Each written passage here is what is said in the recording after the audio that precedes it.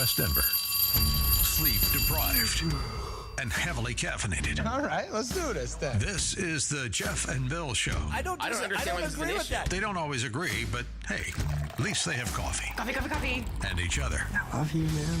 God help us. I want to bless him. We need all the help we can get. Now here's Jeff Hunt and Bill Thorpe. The Jeff and Bill Show on News Talk 710 KNUS.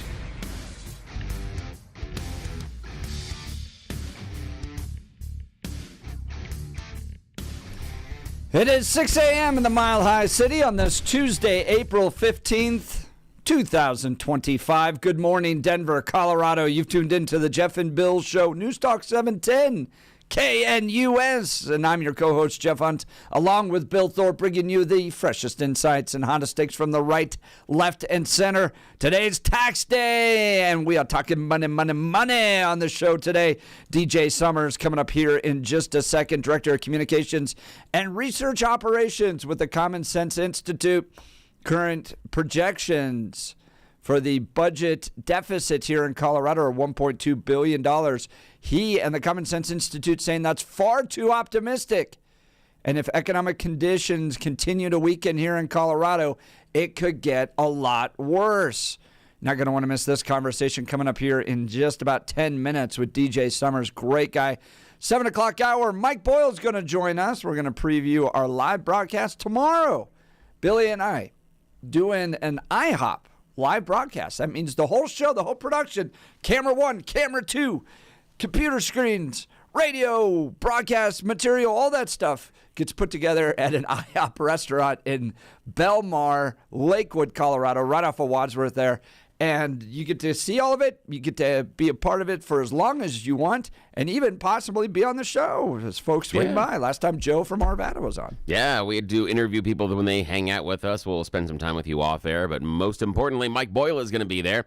And also, we're hooking you up with breakfast for $7.10. Boom, baby. Yeah, I mean, this is eggs, That's good hash for browns, all of us bacon. that are dropping those checks off today. Oh, yeah, it is. Yeah, they'll save you some cash tomorrow. So they'll give you the big breakfast, $7.10. It's the best deal you are going to find in town. So, yes, as Jeff said, after you've written Uncle Sam the check, we're going to catch you a deal tomorrow, and it'll be the best and hottest, freshest, most delicious, if that's a word, breakfast as you can find that morning. It's going to be a better deal than anything else, anywhere else you can stop for in the area. So come on out and see us. We're in Lakewood. It'll be the Belmar IHOP. It's basically Wadsworth and Alameda, more or less, right across from the Belmar Shopping Center.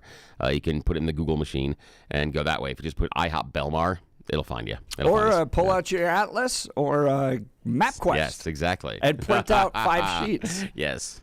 Oh, that is funny. I remember that the first time with MapQuest. Yes. 7 o'clock hour, Arthur Alley's going to join us. He's the president of the Timothy Plan, all about some of the crazy areas your money's going to with the IRS and federal spending and just some of the stupid projects that are out there. You're not going to want to miss that conversation. David McGarry, research director of the Taxpayers Protection Alliance, going to give us insight on how DOGE is reforming the IRS. How things may be changing moving forward. And then $9 billion being cut, including over $1 billion for PBS and NPR. We'll get into that in the 9 o'clock hour. So it's all money, all the show talking about where your dollars are flying out of your wallet to the federal and state government today. So don't miss this conversation. But now it's time for Blake Olson. Blake Olson. Blake Olson, news and comment.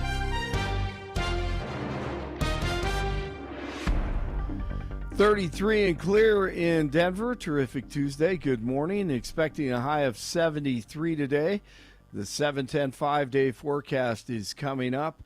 Our top story, it is April 15th, and that means it's tax day. If you're behind, you need to file for an extension before the end of the day, and that'll give you 6 months to file. As far as the economy goes and the market, Treasury Secretary Scott Bessent says it's not just about the tariffs, it's about deregulation and taxes. It's a mini, the leg stool, and I would try to think about, what's happening. The tariff sequencing was always going to be first. The tax bill's going very well, and I think I've been pleasantly surprised at how quickly that's moving along. And then deregulation from our area on the financial side and in the rest of the economy, that takes a little longer, but that will start kicking in September, October, in the fall, and those are going to be very powerful. Do you have any questions, please? President Trump. No, let's not start Mr. with President. CNN because they're just so Mr. President. wrong. Fun at the Oval Office on Monday. I'm sure you've seen and heard this, but let's do it again. With the media, President Bukele of El Salvador says the MS-13 gang member, who's a citizen of his country and in prison, will not be returned to the U.S. on his watch, even though CNN's Caitlin Collins could not understand common sense. Can President Bukele weigh in on this? Do you plan to return him? Well, I'm supposed to be suggesting that I smuggle a terrorist into the United States, right? It's always how can I return him to the United States? Like, I smuggle him into the United States, or what do I do? Of course, I'm not going to do it. It's like, the question is preposterous. How can I smuggle a terrorist into the United States? I don't have the power to return him to the United States. But you can release him inside El Salvador. Yeah, but I'm not releasing, we're not very fond of releasing terrorists into our country. We just turned the murder capital of the world into the safest country of the Western Hemisphere, and you want us to go back into releasing criminals so we can go back to being the murder capital of the world? No, that's not going to happen. Well, they'd love to have a criminal, released into there's a fascination. They would love it. Yeah. They're sick. These are sick people. Agree. Bukele very impressed with the U.S. sealing the southern border, which led to more entertainment. 99%, 99.1% to be exact. Why are those numbers not in the media? Well, they get up with the fake news, like CNN. CNN over here doesn't want to put them out because they don't like putting out good numbers. They only like putting out because I think they hate our country, actually.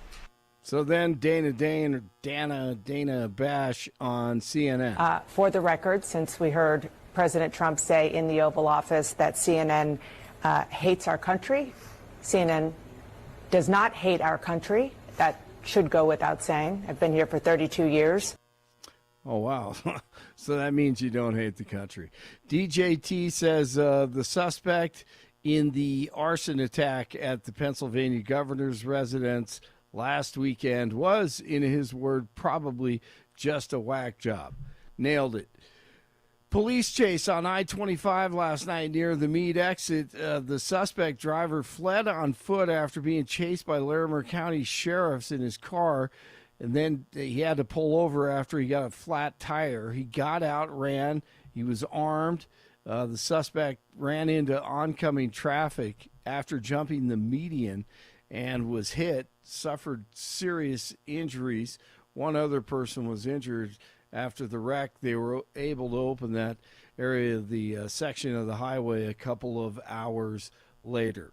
Denver Public Schools is the first in the state to offer K-12 students an opportunity to graduate with an Associate of Applied Science degree. Governor Polis signed a new law Thursday authorizing Emily Griffith Technical College to issue the degree. DPS Superintendent Dr. Alex Marrero said on Monday it will afford students to enter into fast-growing industries, gain economic mobility, and other opportunities.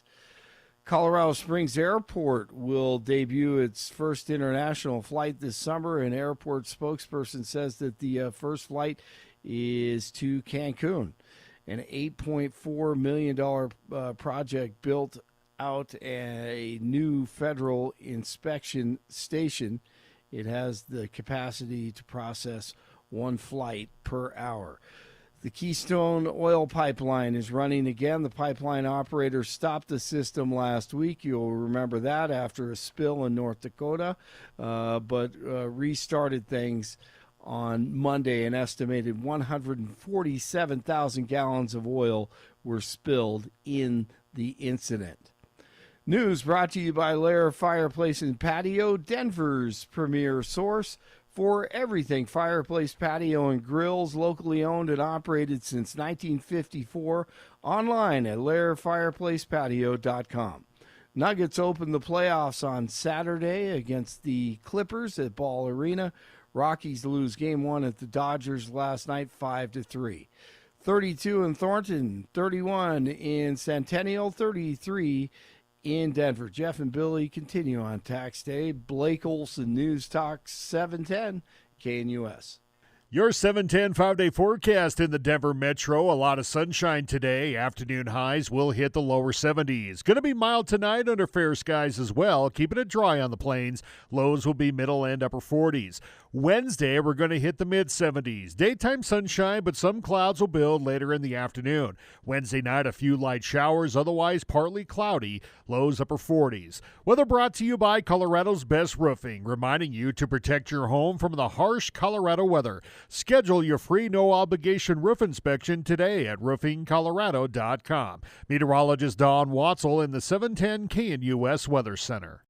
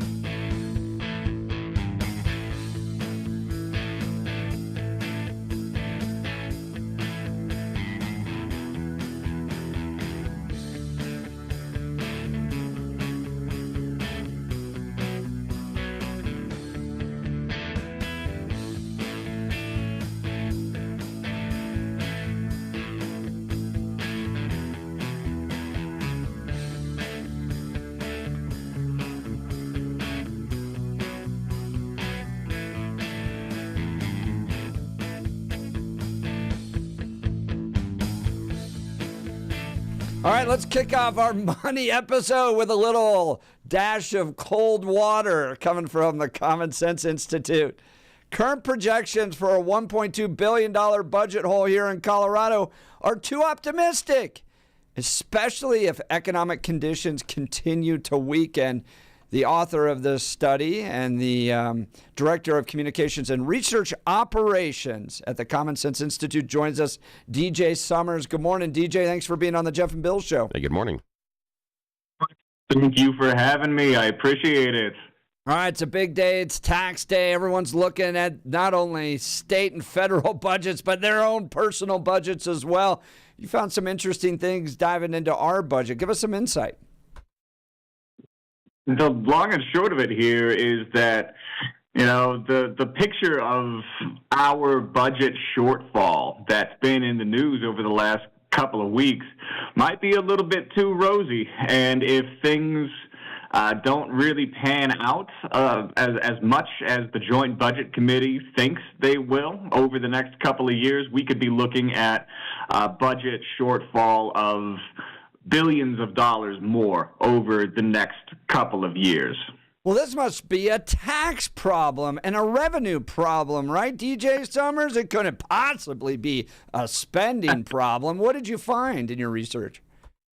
I mean, you could say that your own personal household finances don't boil down to some kind of a spending problem if it makes you feel better. But at the end of the day, if you're paying 3 times more for a particular utility, or you're paying 3 times more for your mortgage over the last 15 years, eventually you're going to have to admit that a lot of it is just a spending problem. And that is what has happened in Colorado. Over the last 15 years, we've really increased spending. I mean, our spending has jumped up compared with in population and inflation too. Healthcare spending alone has more than quadrupled since 2010 from the general fund, and it's almost quadrupled from spending from all sources. Education is a similar story. Spending more than triple from the general fund, more than double from all sources. So it really does start to stack up. We're spending a lot more than we used to, double what we were just 15 years ago, way past the point that would be justified by just population growth and inflation. We're talking with DJ Summers, Director of Communications and Research Operations for the Common Sense Institute. Let's get some of these stats from your report here. From 2010 through 2025, general fund spending rose 134%. Over that same period, spending from all sources rose 127%. In contrast, population growth was 19%, and reported consumer inflation, as measured by the Consumer Price Index, was 48%. Now, I thought Tabor would keep a lot of this in check. So how are we getting this type of general fund spending increase in light of Tabor? As much as it is about revenue, Tabor is about how much the state of Colorado is allowed to take in taxes, not much about how it's supposed to spend in taxes. Obviously, the two are related, but there's a lot of different ways to answer that question. There's a lot of different factors that play into it. One of them is that we have a lot of revenues that come in that are Tabor exempt. Since we passed Tabor, we've had a lot of fees come in that have been exempt from Tabor over the past little while, and we have more and more as the years go on. The number of fee enterprises that are exempt from Tabor goes up and up and up. It grows almost exponentially from year to year. It doubles, and then it doubles on top of that, and then it doubles on top of that. So the state has generated a lot of funds that are exempt from Tabor because they'll create new fees in order to generate tax revenue, essentially, but it's classified as fee enterprises, so it's not held to those Tabor strictures. So we're able to generate a little bit more funding there than Tabor, I think, maybe intended when it was passed. And I go back to that old Shakespearean quote, a rose by any other name smells just as sweet. A tax by any other name stinks just as much. You could call it a fee. We're talking with DJ Summers. He's the Director of Communications and Research Operations with the Common Sense Institute. Let's talk about the big three. I'm looking at page 10 of your report. And by the way, I'll link to this report at x.com/Jeff Hunt, or go to the Common Sense Institute website. They're doing incredible work there. In fact, some of the most comprehensive research in the state of Colorado on all sorts of different policy issues. Their website is commonsenseinstituteus.org, commonsenseinstituteus.org. You can see they represent Arizona, Colorado, Iowa, Oregon, Indiana, Utah. Lots of great nonpartisan, factual research, which is what makes them so valuable, especially to lawmakers here in the state. So let's get into the big three. Overall spending increases has been driven by education, higher education, and healthcare, you say. These categories known as the big three because they will soon surpass 70% of all spending and more than 75% of general fund spending. Where is this money going in? Well, let's start with healthcare. Is it Medicaid? Is it Medicare? How is it getting so expensive? Just put your finger on it. A lot of that just went into Medicaid. That was basically what happened since, we're tracking this over the last 15 years, like since 2010. If you remember, there was a lot of talk about health care back in 2010. There was a lot of talk about how much reimbursement rates were going to go up and about how much money each state was going to get. And a lot of our funding increased since then. That's a huge, huge portion of this. Unfortunately, we weren't able to track it just at the program level because that would take us more analysts than we've got on staff. But that's generally the gist of it with healthcare. A huge amount of that went towards those Medicaid cost increases. As far as education goes, finding ways to dice that up at the higher education level and at the K through 12 education level, that would be the same program-specific dive. We do have previous research with K through 12 funding particularly that shows how much of that went to administrative positions rather than just to the schools itself, rather than to the classroom. We've gotten a lot of that over the last couple of years. We continue putting more funding into K through 12, but it doesn't make its way down into teacher salaries. The growth in administrative positions in all of our K through 12 schools has grown and grown, even as our student body declines, even as there are fewer students enrolled in those schools. So you look at all of these, you look at higher education, you look at education K through 12, you look at healthcare spending, and you just see this trend everywhere of spending over the last 15 years, doubling, tripling, in some cases more than quadrupling, and it does give you that sense that this is maybe an output feature for the state budget more than it is just a feature of revenue. We're talking with DJ Summers of the Common Sense Institute. Now, DJ, it seems like you all are doing the work of like a Doge for Colorado, but you don't nearly have the manpower that the Elon Musk and the Donald Trump and the federal government can bring all to this. But you're actually doing a good deep dive on where some of this money is going. And lawmakers complain that there's not enough. We need Tabor and repealed because it's stopping the state government from being able to spend the money that they believe is necessary. Do you get a sense in your research here that the problem is we just don't have enough money in this state, or is the problem that we're just not getting results with the money that we're spending in this state? What we analyze at the Common Sense Institute is whether or not the state of Colorado is getting the right bang for its buck for any given government program, for any given government administration. And, a lot of these things are necessary. Education, higher education, healthcare, we acknowledge that there's some spending that needs to happen there.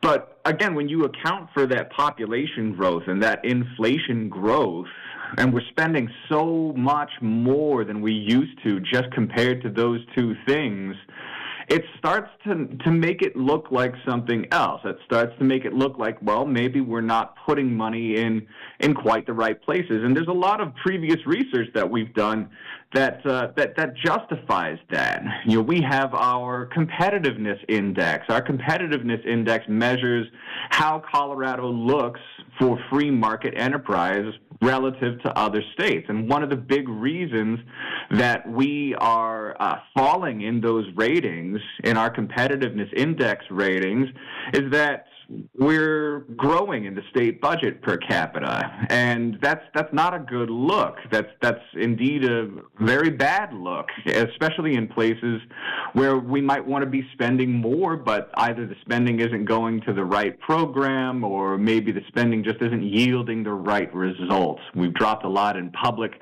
safety in our competitiveness index, again in that state budget, and it starts to stack up. It starts to make you wonder whether or not the spending that's happening at the state level is operating efficiently.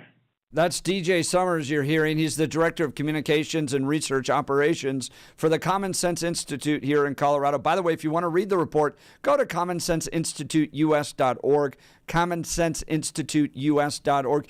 DJ, a lot of our listeners care about public safety and roads. When you're looking at our spending, and you mentioned the big three there and the increase that's taken place among healthcare and education, how about public safety and roads? Is the state spending more there?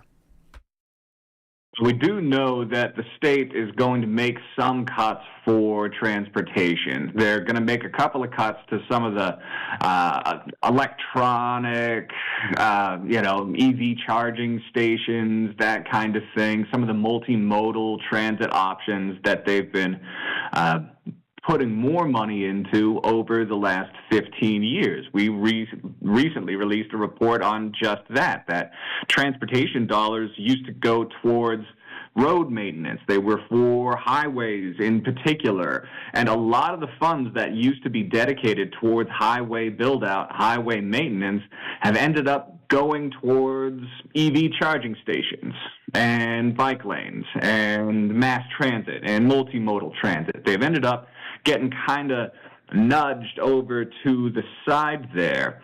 And one of the things that's happened in the meantime is Colorado's highway conditions have deteriorated to become some of the nation's worst, according to a Reason Foundation study. We're 45th and 46th for our rural and urban highway conditions. So that's just one perfect snapshot of how it is that if spending doesn't go towards the right places, it can really stack up over time. It can really yield some negative results that make it look like maybe there's a revenue feature, but might just be a problem of where the spending is going and how it's being used. That's DJ Summers, Director of Communications and Research Operations of the Common Sense Institute, joining Jeff and Bill live. He's talking with us about how our $1 billion plus budget deficit here in Colorado might actually be worse over the next couple of years based on spending choices being made under the Golden Dome. And that's kind of where I was going. The idea when you talk about getting the biggest bang for your buck, it sounds like in some cases this is more of a priority issue, that the priorities set by the Democrats aren't necessarily taking care of things like rural roads, because oddly enough, there's not a lot of Democrats in the rural areas voting for them. So is this really, as you just talked about, rather than too much spending, just spending it poorly? Is the state taking in enough revenue, but we unfortunately are going out there and like a teenager, we're buying liquor and going to the bars on our credit card, and we're spending things, really, really dumb. We're buying stuff in video games rather than making sure that our rent is taken care of. Is this really just a spending priorities issue? I think a lot of that is just a spending issue where we're spending at 3-4 times the rate, depending on if you're looking at a general fund or all funds. We're spending triple, quadruple what we spent 15 years ago. And that isn't explained by population and inflation. You've got to have some kind of result for that on the back end. And there is a lot of disagreement about what those results might be.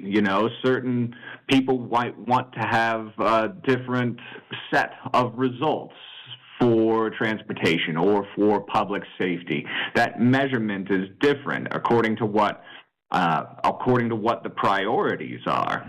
We do know what the impacts are on the back end, though. We do know that deteriorating road conditions, that's a feature now of Colorado. Again, the public safety, we have really declined in our public safety ranking. Most recent FBI stats had us at the 4th highest property crime rate, the 8th highest violent crime rate, or the 8th highest violent crime rate. Those do stack up. Those have gotten worse over time. Those ratings for roads or for public safety. Our schools are performing less well than they used to as well. Student scores have been dropping.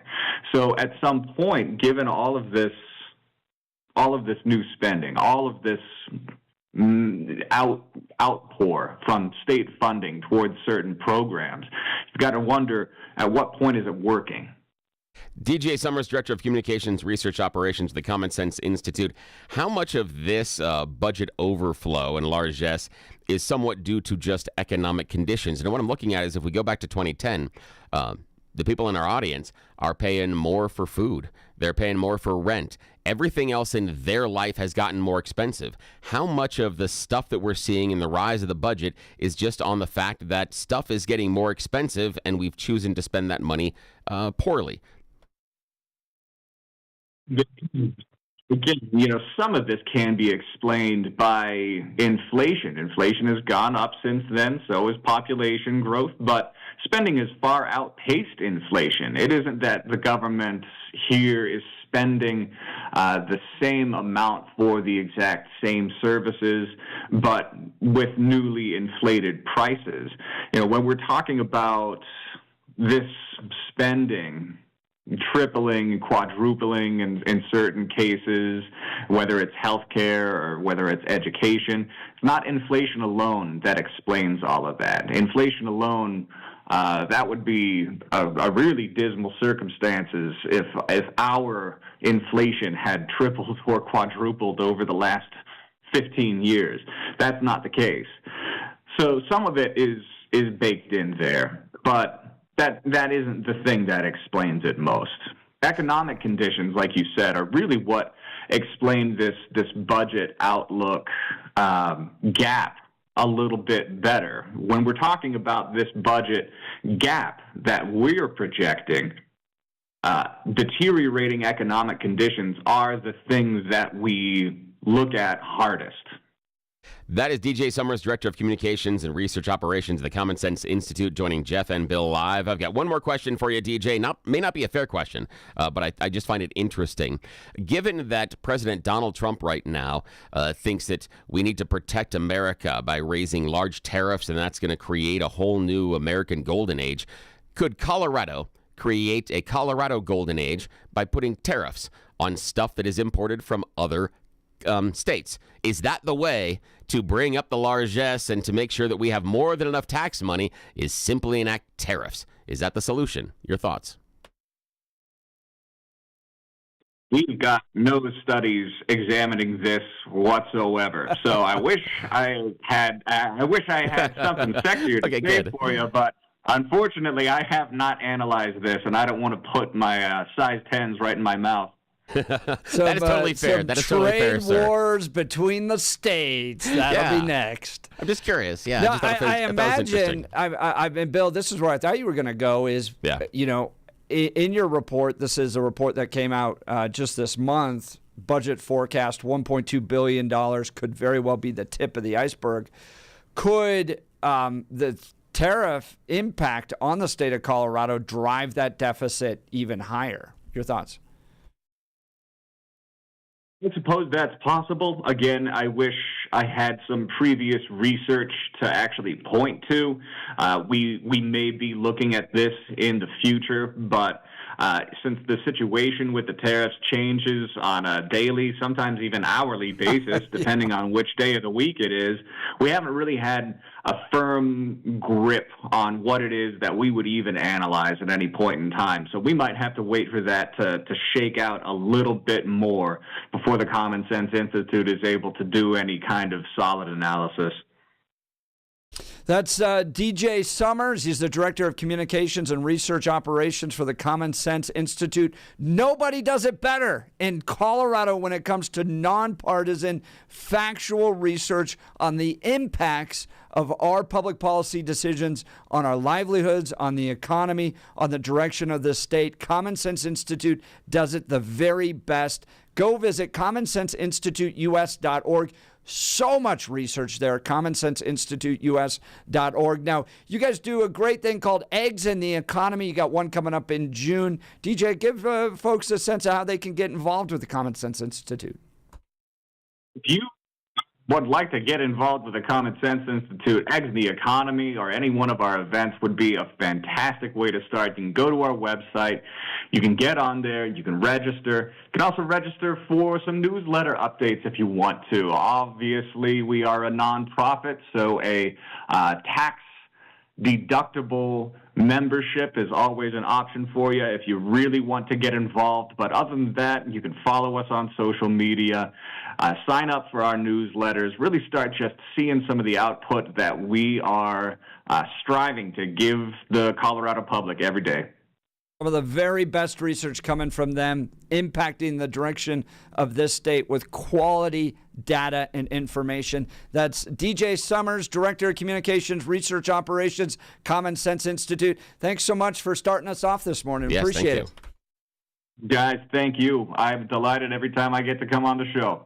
We'll keep it up. All right, DJ Summers, give us your thoughts on that. 303-696-1971, $1.2 billion, just the tip of the iceberg. And guys, when you look at the amount of money we're spending going out of the state compared to where we were just a few years ago, compared to population increase and inflation, it's not even close. We're just spending more and more money. And my question to you, are you getting what you want out of it?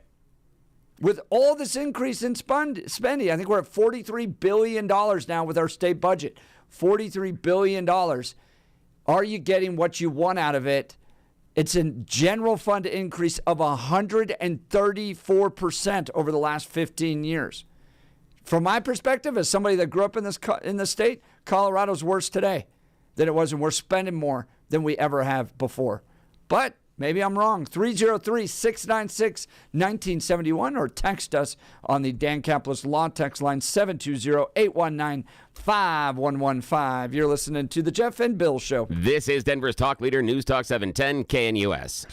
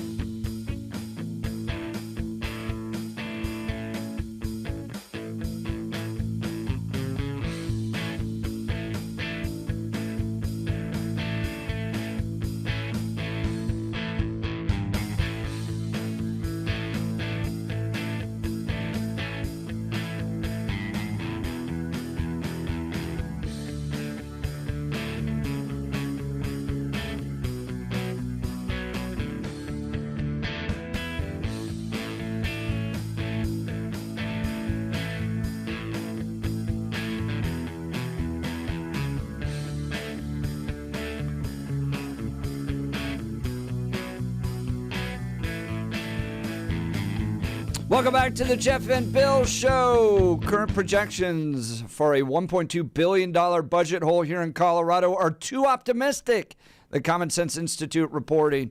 And if economic conditions continue to weaken in the state, it's going to get bigger and bigger. And it's not a taxing problem, it's a spending problem. General fund spending rose 134% between 2010 and 2025. In contrast, population growth was 19%, and consumer inflation, as measured by the CPI, was 48%.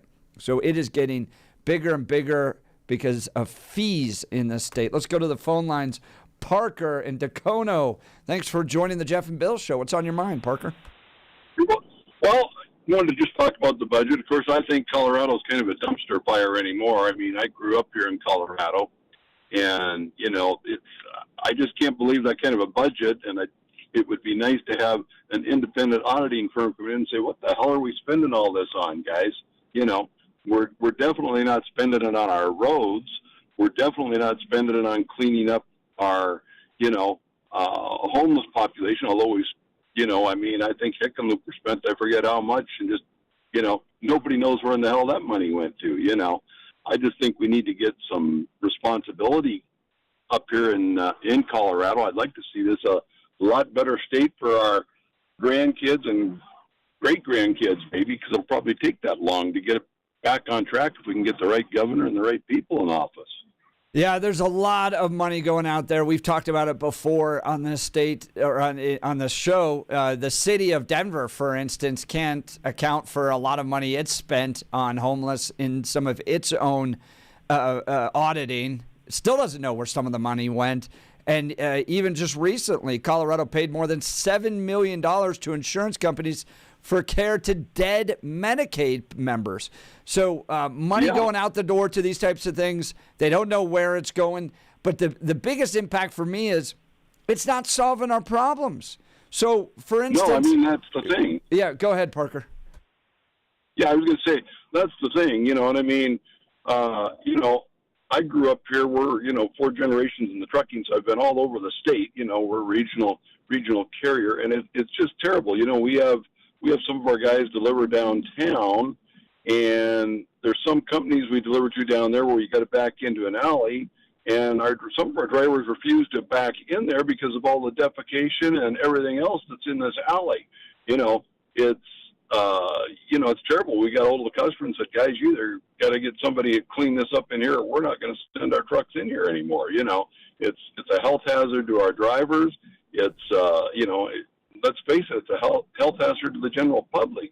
And I think until we start enforcing those laws, I have empathy for the homeless. I have empathy for the people that have mental illness. And I think there's a hell of a lot of things we could probably do to get these guys back on track and these people back on track.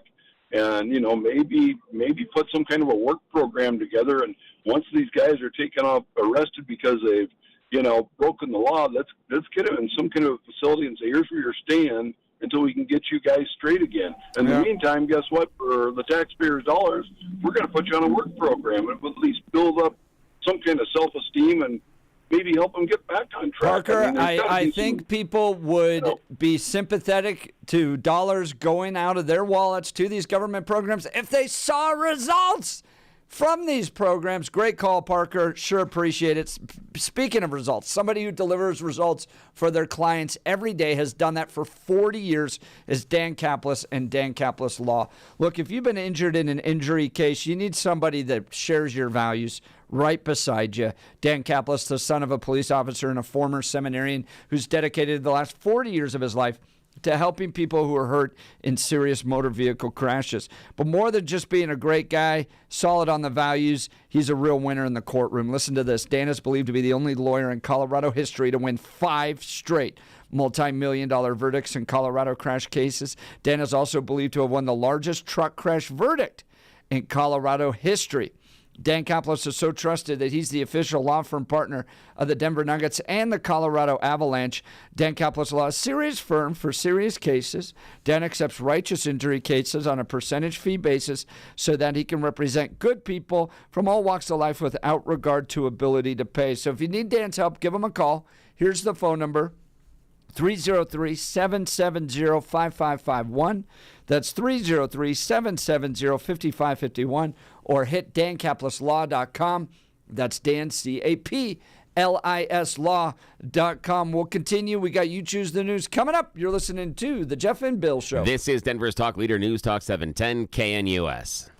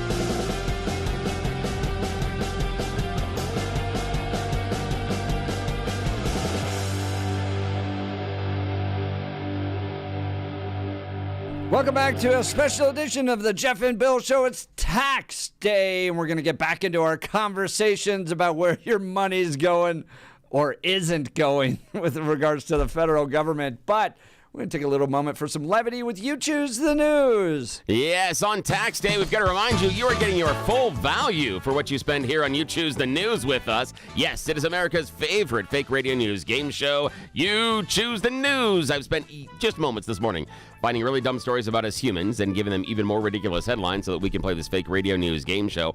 Why would we do this? Because those in charge have no idea we are this irresponsible with valuable airtime. So, shh, it's a giant secret. Especially since we have a new boss. Yes, I know. It's not very good. He's going to be so mad at me when he finds out. Alrighty. Now, Blake Olson is going to be joining us from the news department. Jeff Hunt in the studio. Gentlemen, your choices this morning are as follows. Headline number 1. Enhanced water causing problems. Headline number 2, the most offensive letter in the alphabet. Headline number 3, so much at stake. And headline number 4, you can't pop. Mr. Hunt. Let's do enhanced water, please. Yes, enhanced water causing problems. In many streams and rivers, the science hippies are finding out that fish are swimming in a veritable soup of enhanced water. Yes, bunch of drugs in there. They're finding that Atlantic salmon, though, exposed to certain types of drugs, actually enhance their migration, specifically anti-anxiety drugs. They were more successful in reaching their destination than the drug-free fish because they weren't scaredy cats. Yes. Yeah, less anxiety, huh? Yes. They said, though, this isn't necessarily a good thing because they take risks that they ought not to many times. Hello, in fact, Mr. when they Orca. Yeah, when they got near certain turbines in the rivers, they weren't as scared of the spinning blades that would chop them into tiny pieces. Yeah. So very interesting. So yes, some of the drugs that are in the water are actually helping out the fishies. So yeah, who knew there were benefits? But they said again, this will change natural behavior. Might not aren't be the the best drugs thing. changing the frogs too? Aren't they all becoming gay frogs or something? That's we're not going to get to it later. That's Alex. Yeah, that's Alex Jones. That's not. No, that's not happening. All right. Okay, Blake Olson, sir. The most offensive letter in the alphabet. So much at stake, or you can't pop. The most offensive letter in the alphabet. Yes. Now, if we had to guess, listeners, what is the most offensive letter of the alphabet? Yes, you're going to find it 2/3 of the way through, and we're going to talk about it right now. Humans typically consider this idea a little more private, but for animals, a crucial way to share information. What are they doing? Yeah, they're letting it go. They're peeing. Sometimes on each other. Recently, researchers documented the Amazon River dolphins performing a curious behavior: aerial urination. The male turns onto his back and crests over the water surface and ejects a stream of pee well into the air. Why? Well, the weird thing is, other dolphins nearby come on over and get into the spontaneous fountain.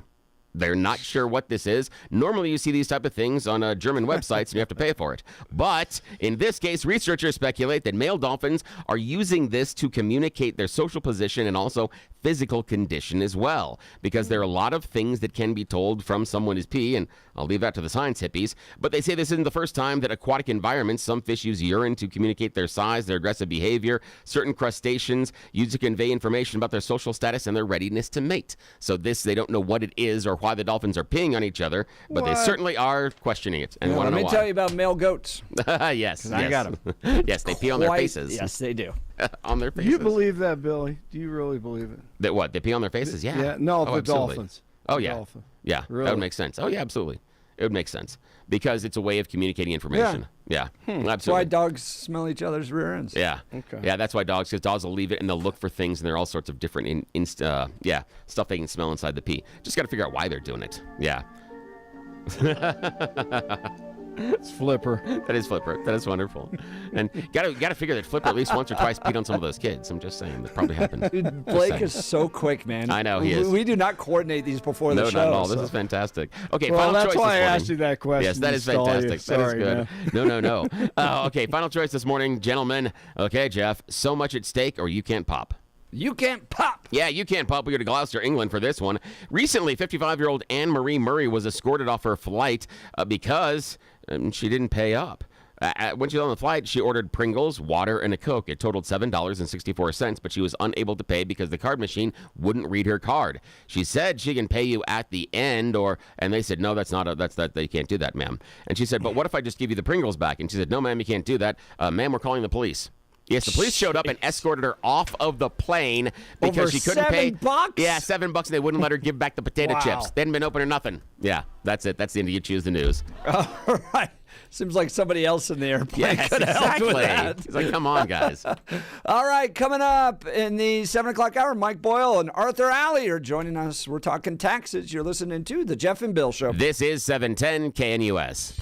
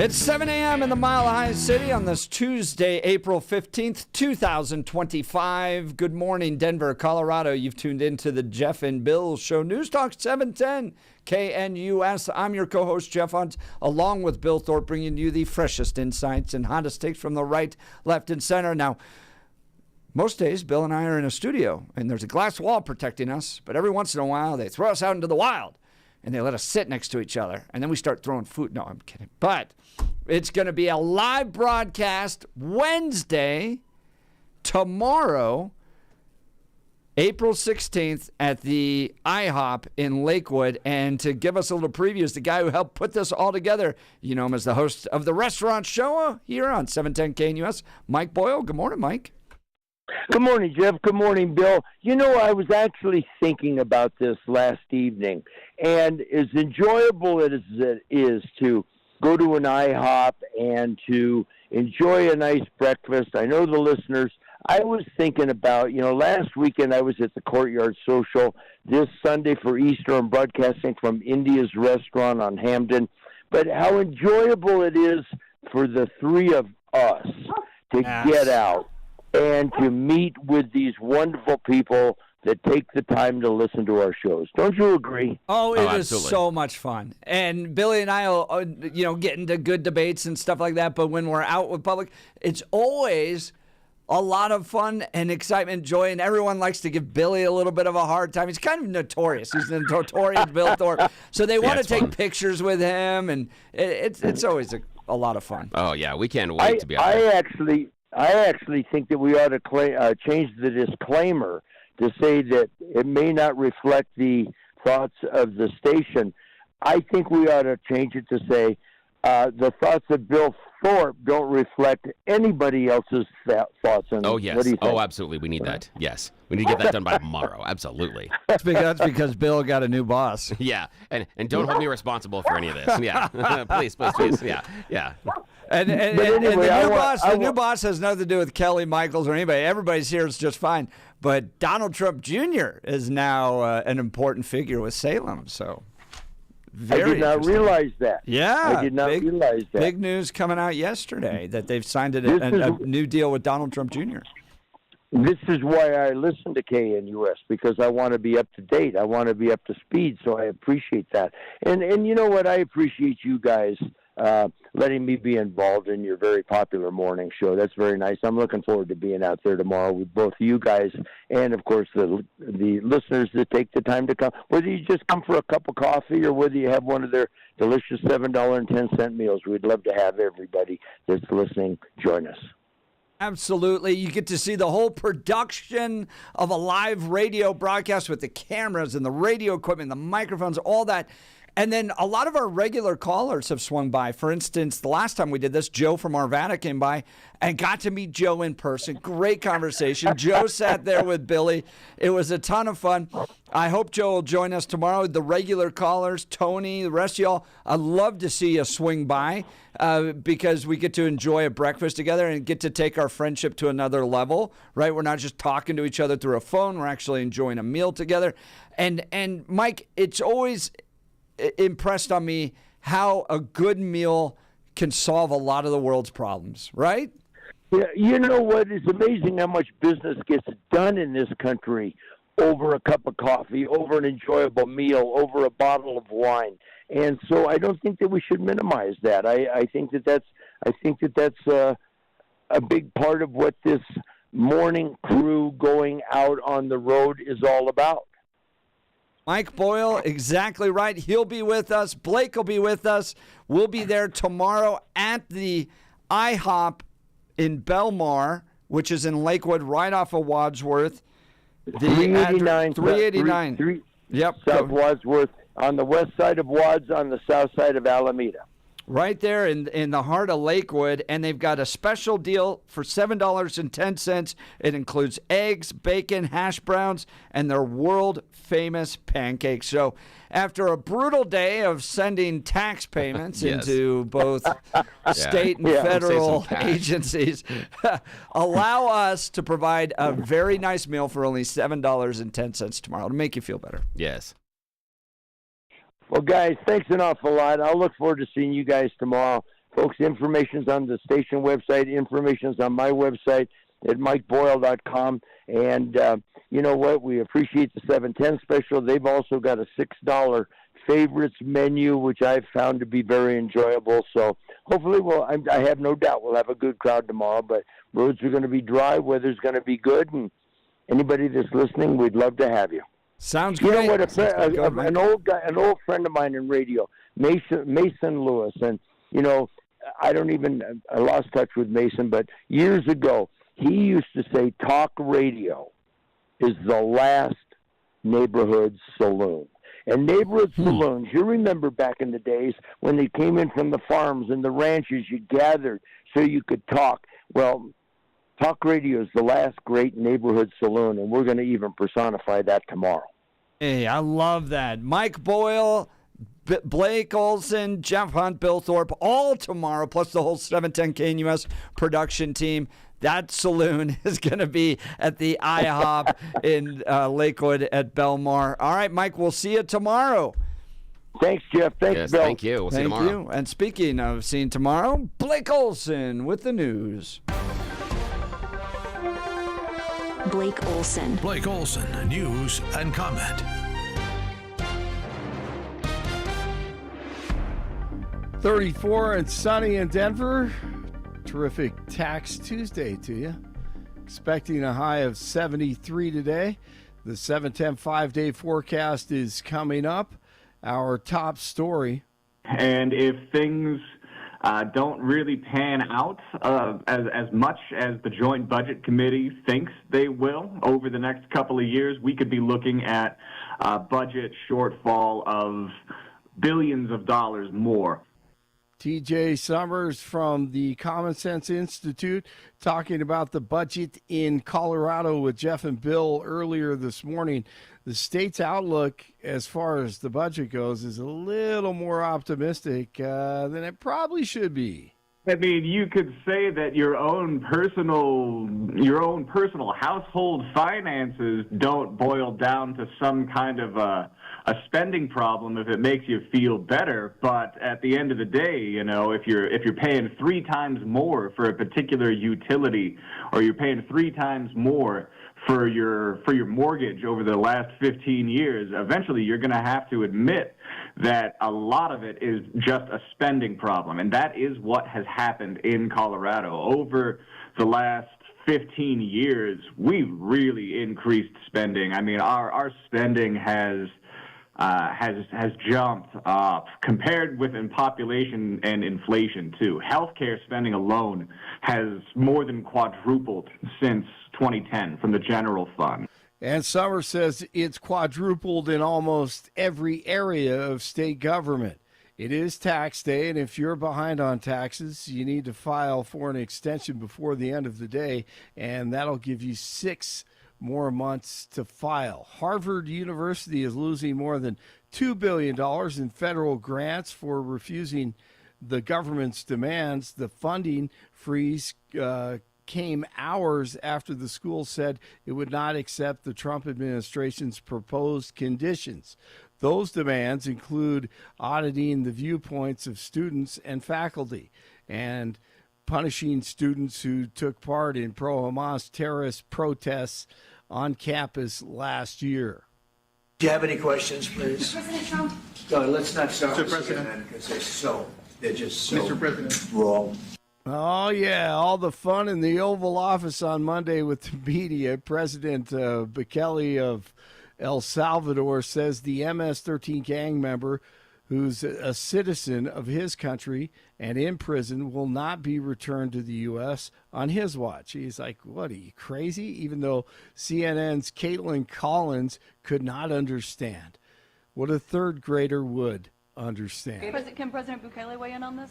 Do you plan to return him? Well, I'm supposed to have suggested that I smuggle a terrorist into the United States, right? It's always how can I smuggle? How can I return him to the United States? Like, I smuggle him into the United States? Of course, I'm not going to do it.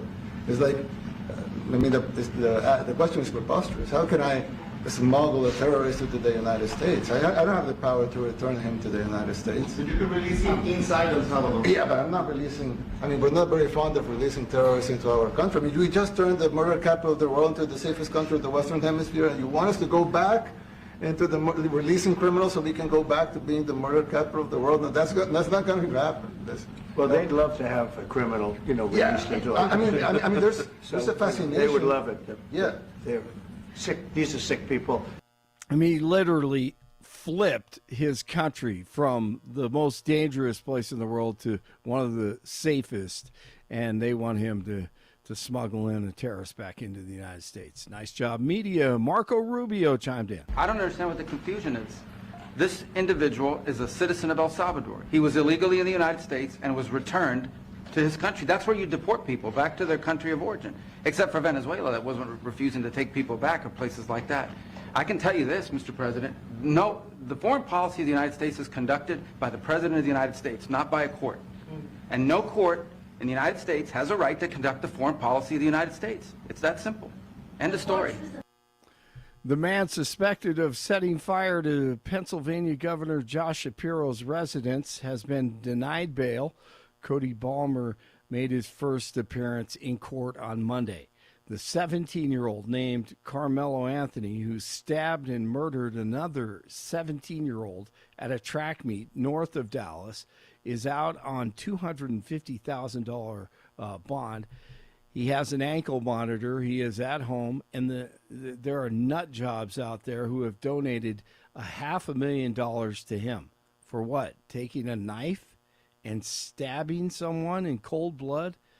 This world is sick. The Keystone Oil Pipeline is back in operation. The pipeline's operators stopped the system last week after a spill in North Dakota, but restarted things on Monday. Police chase on I-25 last night, southbound, near the Meade exit, where it gets really jumbled up. The suspect driver fled on foot after being chased by Larimer County sheriffs. He had to pull over after a flat tire. He got out. He was armed.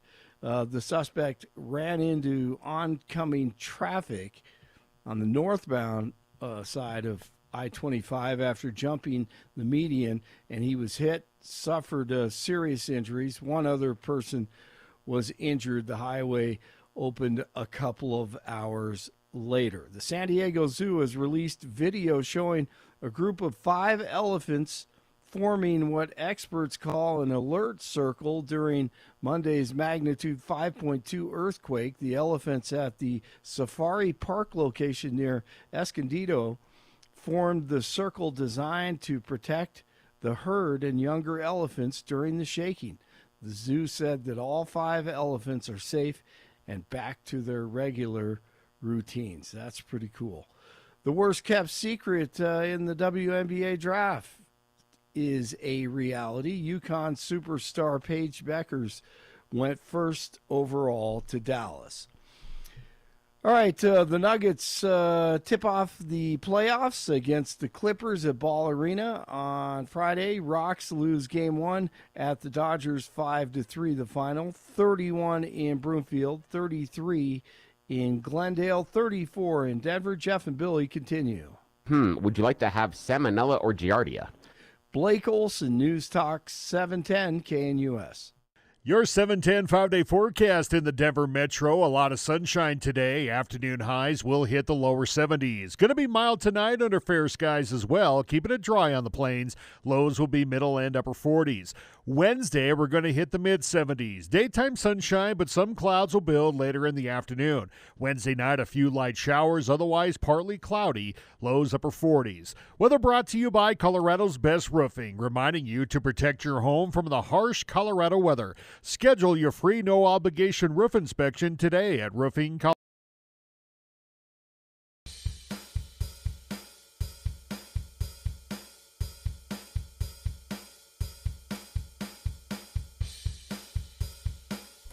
Welcome back to a very special edition, the Money edition of the Jeff and Bill Show, as it is tax day. Now, imagine there was an investment firm out there that put filters on where the money was going, right? That they represent, that invests in pro-life, pro-family types of organizations, not investing a single penny into any company that violates biblical values. Well, that's the Timothy plan. And joining the Jeff and Bill Show is the founder and president of this great organization, investing money wisely according to biblical principles, Arthur Alley. Arthur, thanks so much for joining the Jeff and Bill Show. Yes, good morning. It is my honor. Thank you for having me on. And by the way, I happen to be in Orlando, and it's 78 degrees here. I heard your weather. Yeah, a little colder. But good luck. Yeah. It is very nice down there. Now, the Timothy plan, you all have filters as to where you're going to invest your clients' money. Filters regarding life, stewardship, purity, longevity. So, for instance, you don't invest into tobacco. You support strong family-oriented businesses, sobriety, biblical lifestyle, liberty. This is a firm that invests money wisely. Tell us a little bit about the Timothy plan. Well, that is substantially correct, but we are a biblically responsible mutual fund family. What that means, in biblical terms, it is very clear there's none righteous. So it's not like we're investing in quote unquote good companies. Only Christ was righteous. What we do and makes us different from the rest of the entire industry, the mutual fund industry, is we do deep research right here in Orlando. All of our funds are managed by top-tier money managers in different parts of the country, but we tell them what they cannot invest in for our shareholders. And just so you mentioned a couple, but I mean, when we first started 31 years ago, abortion was the hot item then. And believe it or not, publicly traded companies were and still are investing in abortion, contributing, directly involved, but also all the rest of it is all interconnected. When you look around, and you all report on this, I know, you shake your head saying, what in the world is going on? How can people follow or pursue an avenue of evil? And the only answer I know is we are in a spiritual war. It's always been a spiritual war. There is a big difference between people with traditional biblical values and those that don't have them. And corporate America, which is the world in which we are involved and invest in way too many cases, are involved in funding evil. And I mentioned abortion, but pornography, anti-family entertainment. Why would corporate America be doing that? Promoting of, LGBTQ++ agenda, and we're not here to point fingers at anybody or to exercise any condemnation or judgment of any kind. We just will not own shares of companies that are funding, for lack of a better way to express it, an unholy agenda. If they're doing that kind of stuff and it's anti-life, anti-family, our shareholders are very comfortable that we will not put $1 of their money into any of the shares of these kind of companies. And, if I can just go off on a quick tangent, when we launched this 31 years ago, well, it's 32 now. When we launched this, my friends on Wall Street said, Allie, you are nuts. And of course, I tell people, my wife continued to say that. That's a different story. I said, what do you mean I'm nuts? They said, you cannot create an investment platform that screens out the largest, most profitable companies in the investment industry and expect to get good investment returns. Well, my response to them then has not changed in 31 plus years. If you hold traditional values, especially if you are a Bible-believing Christian, obedience trumps performance every single time. Now, my job is to have our funds managed by top-tier firms that can get competitive performance. And we've proven over 31 plus years, you don't have to compromise your traditional values. And if you're a Bible-believing Christian, your biblical values in order to get good investment returns. If you did have to compromise performance, we would still do the same thing anyway because it's the right thing to do. But we've proven 31 years, our managers get competitive performance. You don't have to own shares of these companies. And finally, Wall Street is starting to wake up a little bit and start to walk away from this woke agenda, and we are very pleased to see that. But we do what we do. Our shareholders are very happy. And after 31 years, we're still here. You know, if we were getting, a fish on a shirt sleeve, substantial performance and promising something that we couldn't deliver, we wouldn't be here. So we are very happy with what we do, but more importantly, our shareholders are very pleased with the way we manage their funds. That's the voice of Arthur D. Alley. He's the president and founder of the Timothy Plan. Now, in 32 years of money management, biblically towards organizations with biblical principles, let's talk about your view of how our federal government is spending money now. We're finding that there's putting a lot of money, especially under the Biden administration, in some very bizarre places, some harmful places. From your perspective, looking at where the federal government's putting taxpayer dollars, give us your thoughts. This has been going on for a long time, and I can't tell you how pleased I am to see the current administration and the leadership that has been chosen under that administration to start righting a lot of wrongs. You know, this Doge group with Elon Musk, I mean, they have, this is tax day, guys. This is tax day. It's our money. Don't look at whether you get a refund or have to write an additional check to what you have had withheld. Look at the total amount of taxes that's being extracted from you.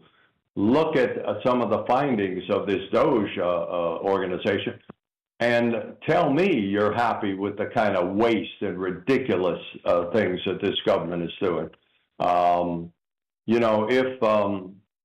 I guess, my friend, if I could just do, to help people understand, just take a little detour if you don't mind. Please. My friend Bob McEwen, who heads up the Council for National Policy that I'm a part of, he makes a good example of politics and money as easy as pie.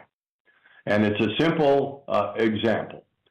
If you are using your money to buy something you are going to use, is quality of that product important to you? Of course. Of course it is. Is price you're going to pay important to you? Of course it is. Okay? That's line one. You're buying it for yourself. Line two, if you're using your money to buy something for somebody else, price is pretty important to you. But quality, you might, give a little bit on. It's not as important. If you are using someone else's money to buy something for yourself, quality is very important. And it's somebody else's money, price doesn't matter all that much.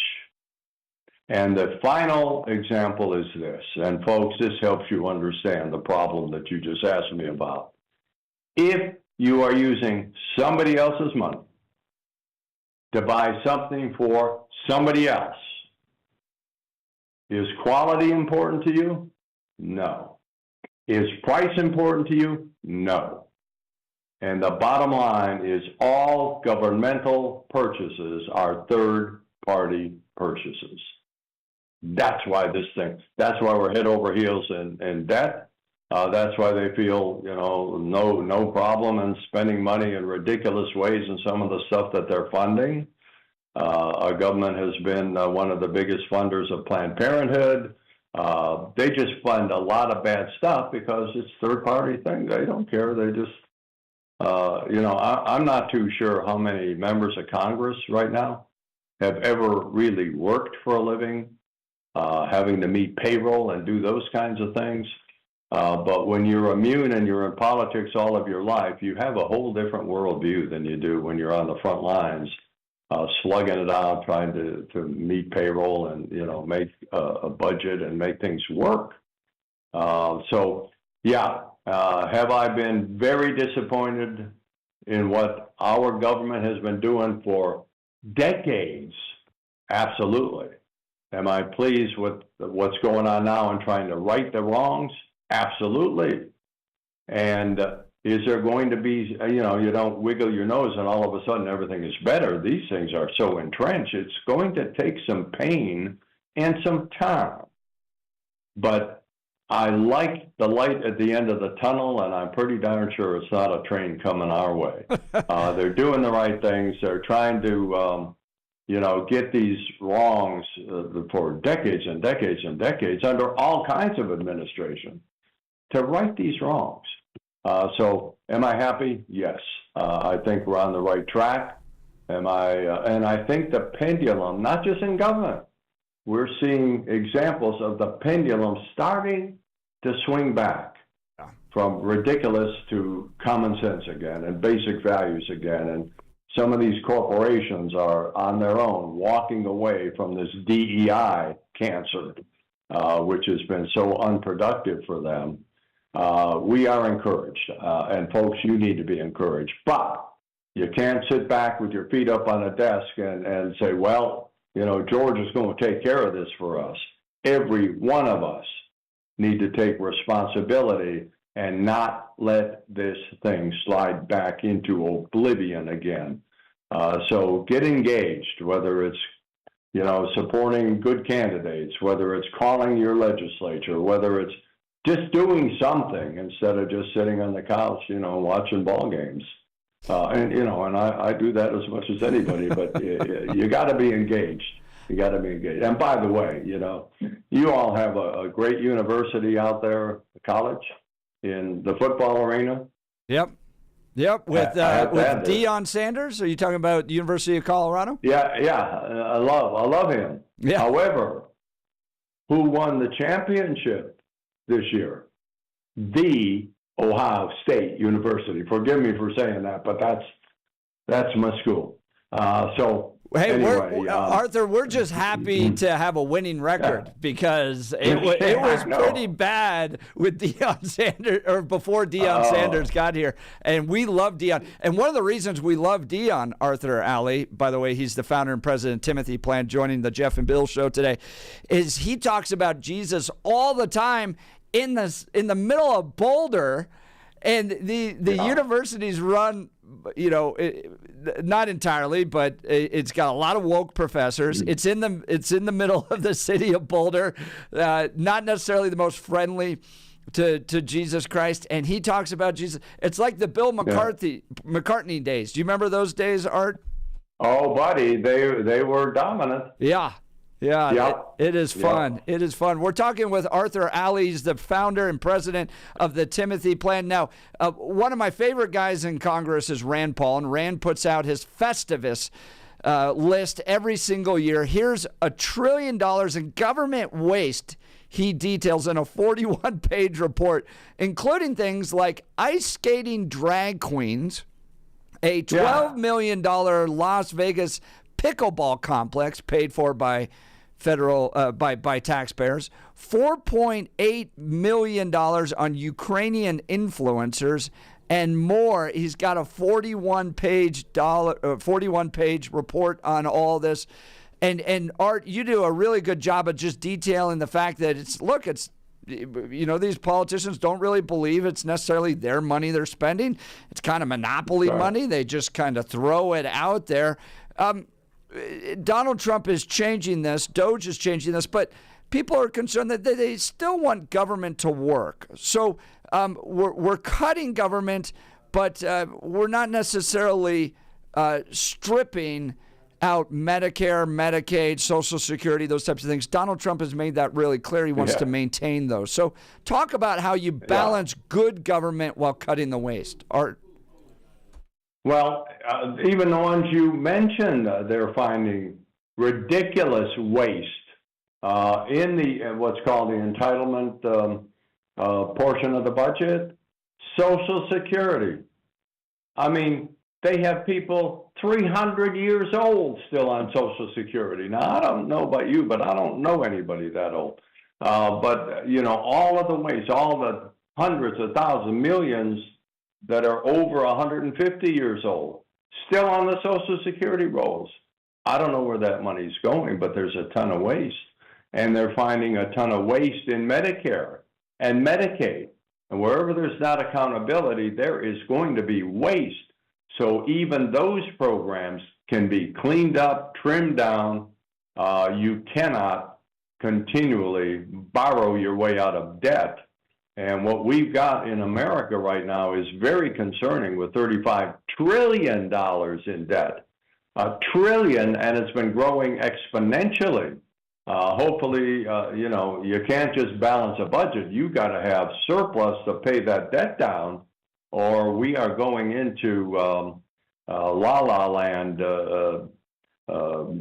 fiscally. You just cannot maintain that. And my concern, if I can give another example, is people have gotten to the point where a trillion is just a word. It has no content. It has no meaning to us. We can't relate to it. That's a big number. And I use an example of how to see how big a number that is by imagining you have a machine that prints at $1 every second, nonstop, 60 seconds a minute, 60 minutes an hour, 24 hours a day, 365 days a year, dollar, nonstop. How long do you think it would take that machine to print $1 trillion? Not 36, one. Take a guess. 5 years? Close. Yeah? 31,710 years. Wow. I mean, jeez, we're out of control, folks. Yeah. We've got to rein it back in. Yeah. Wow. Yeah, I was way off. A little bit, yeah. Yeah. That is Art Alley you're hearing from. He's the founder and president of the Timothy Plan. We're talking money all day today, and we started the day with analyzing the Colorado state budget. It's $1.2 billion in the hole, and it's not because of revenue problems. It's because of spending problems.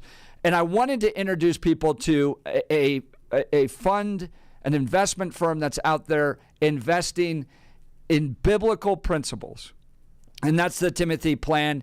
And so a good place to put your money that does moral audits to make sure that your money is not going towards abortion, pornography, tobacco, alcohol, but the good stuff, or gambling, but the good stuff out there, supporting strong marriages, family entertainment, liberty and rights, the sanctity of life and purity, all that. I just wanted to make sure people knew about the Timothy Plan and got a chance to hear from its founder and president as well. You can go to timothyplan.com, timothyplan.com, if you want to learn more about the great work that they're doing. But Art Alley, thank you so much for taking time and giving us a little bit of hope today. Yes, thank you, sir. Oh, man, thank you. Thank you for the good work you guys are doing out there. Appreciate you, and we'll continue. If you want to talk about, funds like this, or even the problems we're facing with where our government's spending money. For instance, the Festivus report that Rand Paul puts out, $1 trillion of government waste. For instance, a Florida man stole $8 million in COVID relief funds to buy an island for himself. Yeah, I just like the fact that with Art, it's that he's going to stay true to his principles. That he's like, no, we can get this done. And he does get the best fund managers available, but then gives them parameters on what they can invest in. He's going about it the right way. And I was talking off air to Mark Crowley, and you have things like Patriot Mobile that are out there. Right. And that's nice. But Patriot Mobile still has to buy their carrier space on T-Mobile or Verizon or AT&T. So even though you're not spending money directly with those companies, your money is still going there. That's not the case with what Art is doing with the Timothy Plan. This is something that is totally independent. So if you're looking at a really good way to uncouple your investments from those companies' programs and things that do not follow your faith, this is a great option. I really like what he's doing. This is fantastic. Great to have Art with us. Thank you so much. Speaking of other great organizations, let me tell you about alarm detection systems. Reliability isn't optional. When business security is on the line, it's essential. Businesses trust alarm detection systems for the highest level of service and expertise. Think about the time you could use saving if you had all just one source for your cameras, keycard access, fire and intrusion systems. ADS offers expert alarm installation and testing by highly trained technicians, 24/7 professional monitoring, same day or next day service upon request. Because look, downtime, it's just not an option. Dedicated teams for cameras, access control, and fire alarms, and over 300 security professionals working for you. Choosing ADS means your businesses stay protected and will be ready to open tomorrow. They combine human monitoring with the latest AI camera technology to prevent crime in real time. Trusted by small and large businesses, including many Colorado schools, their security experts will review your system for free. All you got to do, go to adsalarm.com and schedule today. That's adsalarm.com. Alarm detection systems, the first choice of Front Range and Colorado businesses. adsalarm.com. We'll continue with your phone calls and texts. You're listening to The Jeff and Bill Show. This is Denver's talk leader, News Talk 710 KNUS.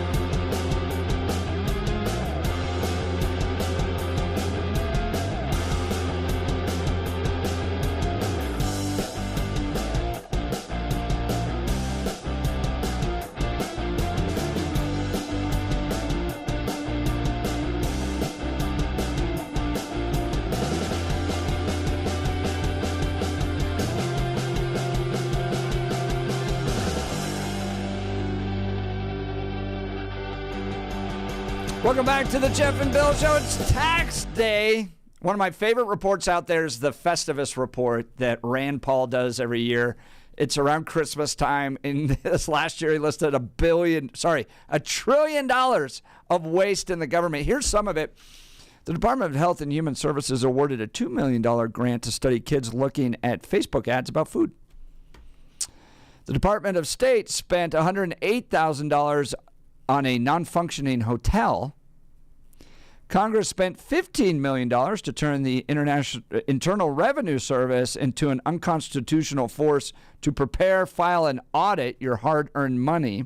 It was a direct file fail. Oh, rats! HHS spent nearly $500,000 on a depressing study of lonely, starved rats to see if they sought cocaine more than happy rats. It was $419,000. Hold on to your steering wheels. The Department of Energy spent $15.5 billion to push Americans towards electric vehicles they don't want. Goodness gracious. Let's go to the phone lines. Joan Lakewood. Good morning, Joan. You're on the Jeff and Bill Show. Good morning. Good morning. I'm so excited that you all are having your group, the radio show, come to Lakewood. It's very, very great. I think you'll have a lot of people tomorrow because you're going to have a very nice breakfast for $7.10, and everybody is going to feel the bite of this tax check. Yeah. So yes, I'm glad you guys are going to be there. But I wanted to say that we wrote a check last week for twice our property tax bill that we wrote in January. Oh. And that property tax bill was twice what we paid last year. So we're looking at a tax bill that's gone up 3 times what we paid previously. Oh, my gosh. And, Joan, how does that affect your family? Yeah. Well, it's kind of interesting because I'm around people who are on the verge of retiring and stuff, and they're starting to have to cash in stuff, you know. We haven't had to cash in anything yet, and this is a terrible thing to say, but we kind of live within our means and always have. I mean, my husband... How dare you? Is the best coupon clipper there ever was. And yesterday we went to Burger King on a coupon that got you 2 junior burgers for $6. So yeah, it hasn't majorly affected us yet, but it's not good. I got to tell you, Joan, I love how your husband rolls. He's my kind of dude. That's what I did the other day. The other day I was complaining to Jeff about the fact that if I used the app for Burger King, I could get a Whopper on special for $3.99, but it was $7.50 if I didn't use the app and went to the restaurant. Like, hey, that ain't cool, but yeah, your husband is a guy after my own heart. That's exactly it there. I firmly believe there is an Arby's near where I live that they changed their coupon rules about 6 years ago because I was robbing them blind. They let you turn in as many coupons as possible, and I would double and triple use one coupon. And they're like, wait, you paid $20 and you're walking out of here with like 7 bags of food? I'm like, yep, I played the game. I love that of your husband. Now, wouldn't it be nice if just for once we would force our lawmakers to clip coupons like we do as well, you know, to find, okay, we're going to do educational funding, 2-for-1 sale on crayons, something like that we could do something, you know, where they could spend things more efficiently. Now, Joan, you spend a lot of time walking and talking to a lot of voters and people, both of your party and outside your party in your neighborhood. What are people saying about the economy right now? We're getting into tax season. What are people saying about prices? What are people saying that you're talking to about the pain in their personal budget right now? Because you talked about friends of yours having to cash some stuff in. What are you hearing? Honestly, I am hearing so much more about how excited they are that Trump did what he was supposed to promise. Oh, good. The border. And right now, everybody is like, so we have a judge out there that thinks that we should go back to El Salvador and pick up this guy and bring him back? This is insanity. And he's from El Salvador. Oh, I know. And we're just all sitting here going, and he's not a citizen, and you're not his judge, and you know, I get that there is tightness, and we're going to experience more tightness. But I'm going to tell you, there are people out there that are seeing movement, and they haven't seen movement in their government for some time. So, yeah, there's some interesting things going on.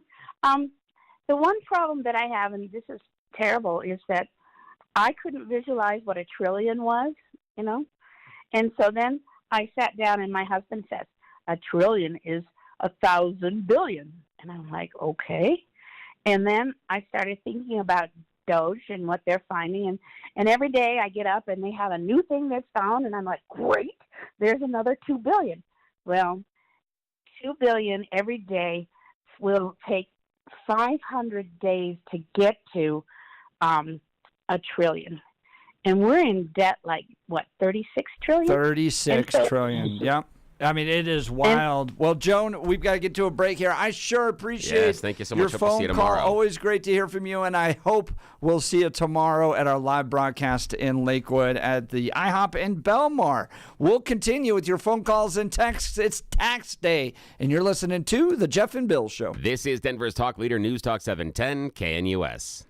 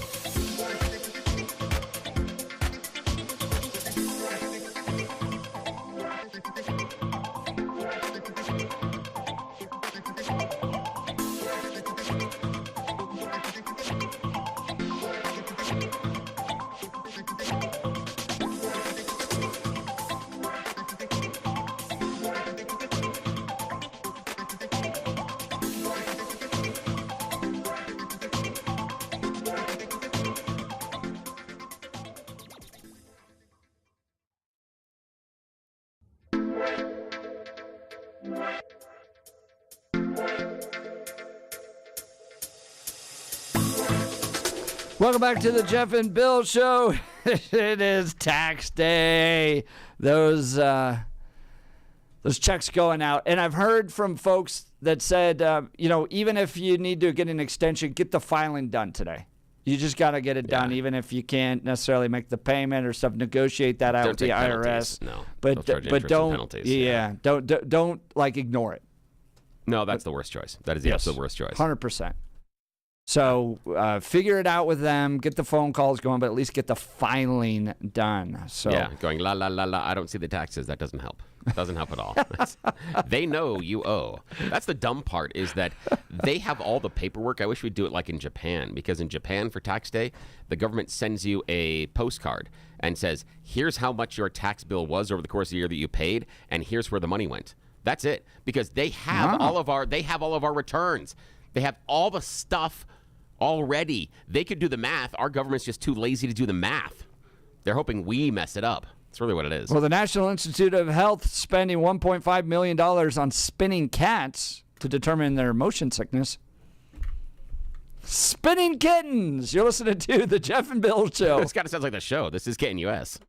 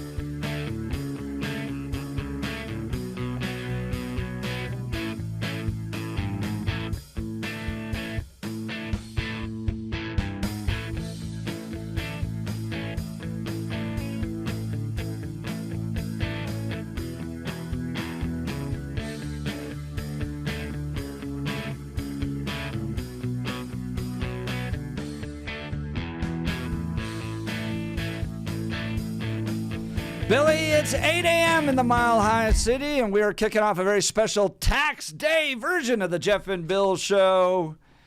We are in the wrong business, Bill. Look at this. This comes from Rand Paul's Festivus report. $32,000 that the Department of State allocated for breakdancing. Could you could do that? Oh yeah. If someone wrote you a check for $30,000, it doesn't have to be. It doesn't say it has to be good. But you could do. You would break dance for $30,000, wouldn't you? Yeah. I would break dance for why $30,000. not? Yes, absolutely. Why not? I'd do that for $30,000. And why is the Department of State spending that money? Yeah, I'm wondering what it was. Who was it? Who was the breakdancer they brought in? That's what I'd be curious about. Let's see if we can find out. Taxpayers get spun.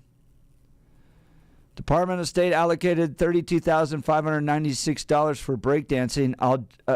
Australian breakdancer Ray Gunn's debut at the 2024 Olympics was a spectacle, just not the kind of way she intended. Her routine was somewhere between a pouncing kangaroo and an accidental cartwheel. If they spent it on Ray Gunn, I'm okay then, just because. That prompted us. Well, I mean, that's the intro here. Oh, okay. That then prompted them to ask, how much did the U.S. government spend on breakdancing in 2023-2024? Notably, 3 grants have been awarded.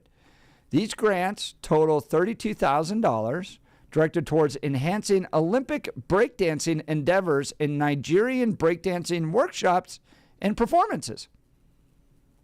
Okay. So they went to grants for Nigerian breakdancing advancement. I'm okay. It's $30,000. I'm okay with that. My gosh! Not that as worried about it, honestly. Personally. I'm like, okay. Oh, this is the stuff that drives me nuts. It's like under my fingernails because it's just like we're $36 trillion in debt. And going back to art. The interview we had last hour, when it's not your money, you just the value and the amount just, I guess, doesn't really matter. But $32,000 on Nigerian breakdancing grants. All right. In this hour on the Jeff and Bill Show, we're going to talk to David McGarry, Research Director of the Taxpayers Protection Alliance, about how DOGE is reforming the IRS and what that's going to mean moving forward. It's a special tax day edition of the Jeff and Bill Show, diving into all this. And after you have to mail in that check to the federal government, to the state government today, Bill and I want to help you out tomorrow. We're going to provide a breakfast, high-quality breakfast for only $7.10 at the IHOP in Belmar. We're doing a live broadcast right there from 6 a.m. to 10 a.m., the IHOP in Belmar off of Wadsworth, 6th Avenue, right there. You're not going to want to miss this because it's an incredible opportunity to come hang out with us. Yeah, we're going to be there for all 4 hours doing the show live. And for $7.10, eggs, bacon, hash browns, and the world-famous IHOP pancakes. That's $7.10. We'll repeat that. Eggs, bacon, hash browns, and pancakes. There isn't a single place in town you're going to plop down your hard-earned cash that's going to get you a better deal on something that is made hot and fresh to order right there for you that morning. Remember, you're going to swing by that coffee place. You're going to grab your coffee that's actually a milkshake, and then you're going to grab that prepackaged food. Oh, yeah, the stuff that was put into a package weeks, if not months ago, and then sit in a truck, and then transport it across the country, and then put on a shelf, and it's been there for... Anyone? How long? Yeah, I know. That's not the way to start the day. Come and hang out with us. And again, you run through those fast food places. Again, fast food. You understand how that is, and the prices are rising higher than ever. There's no way you're going to be able to get coffee plus a $7.10 breakfast, eggs, bacon, hash browns, and the pancakes anywhere else in town. It's going to be the best deal that we've got for you, hooked up by Mike Boyle of The Restaurant Show. He's going to be there with us, and we've heard rumors that even Blake Olson will make an appearance. We don't know. We think the parole officer has said it's okay that he can come out from home arrest just for a little bit. Now, so there's a text message here that's perfect that's going to sum this up tomorrow, okay? This is 2033. Bill and Jeff, this is Mike, the Art Laffer guy. Oh, hey. I'm going to try to be at the IHOP tomorrow. Hometown, grew up down the street. That IHOP is legendary for me. Anyways, I bet you're more dorky live than in YouTube. And he is 100% right. 100% right, dude. Absolutely. Yes, we 110%. push the dorky levels to astronomical such a nerd. levels. Yeah. I'm such a goof. Yeah. So that's tomorrow. Come hang out with us. and Blake Olson. Now it's time for the man himself, Blake Olson. Blake Olson. Blake Olson, news and comment. 34, I think. It may be warmer than that, actually. It's sunny in Denver. Terrific tax day Tuesday. Expecting a high of 73 today. The 7-10 5-day forecast is coming up. Our top story, this is beautiful this morning.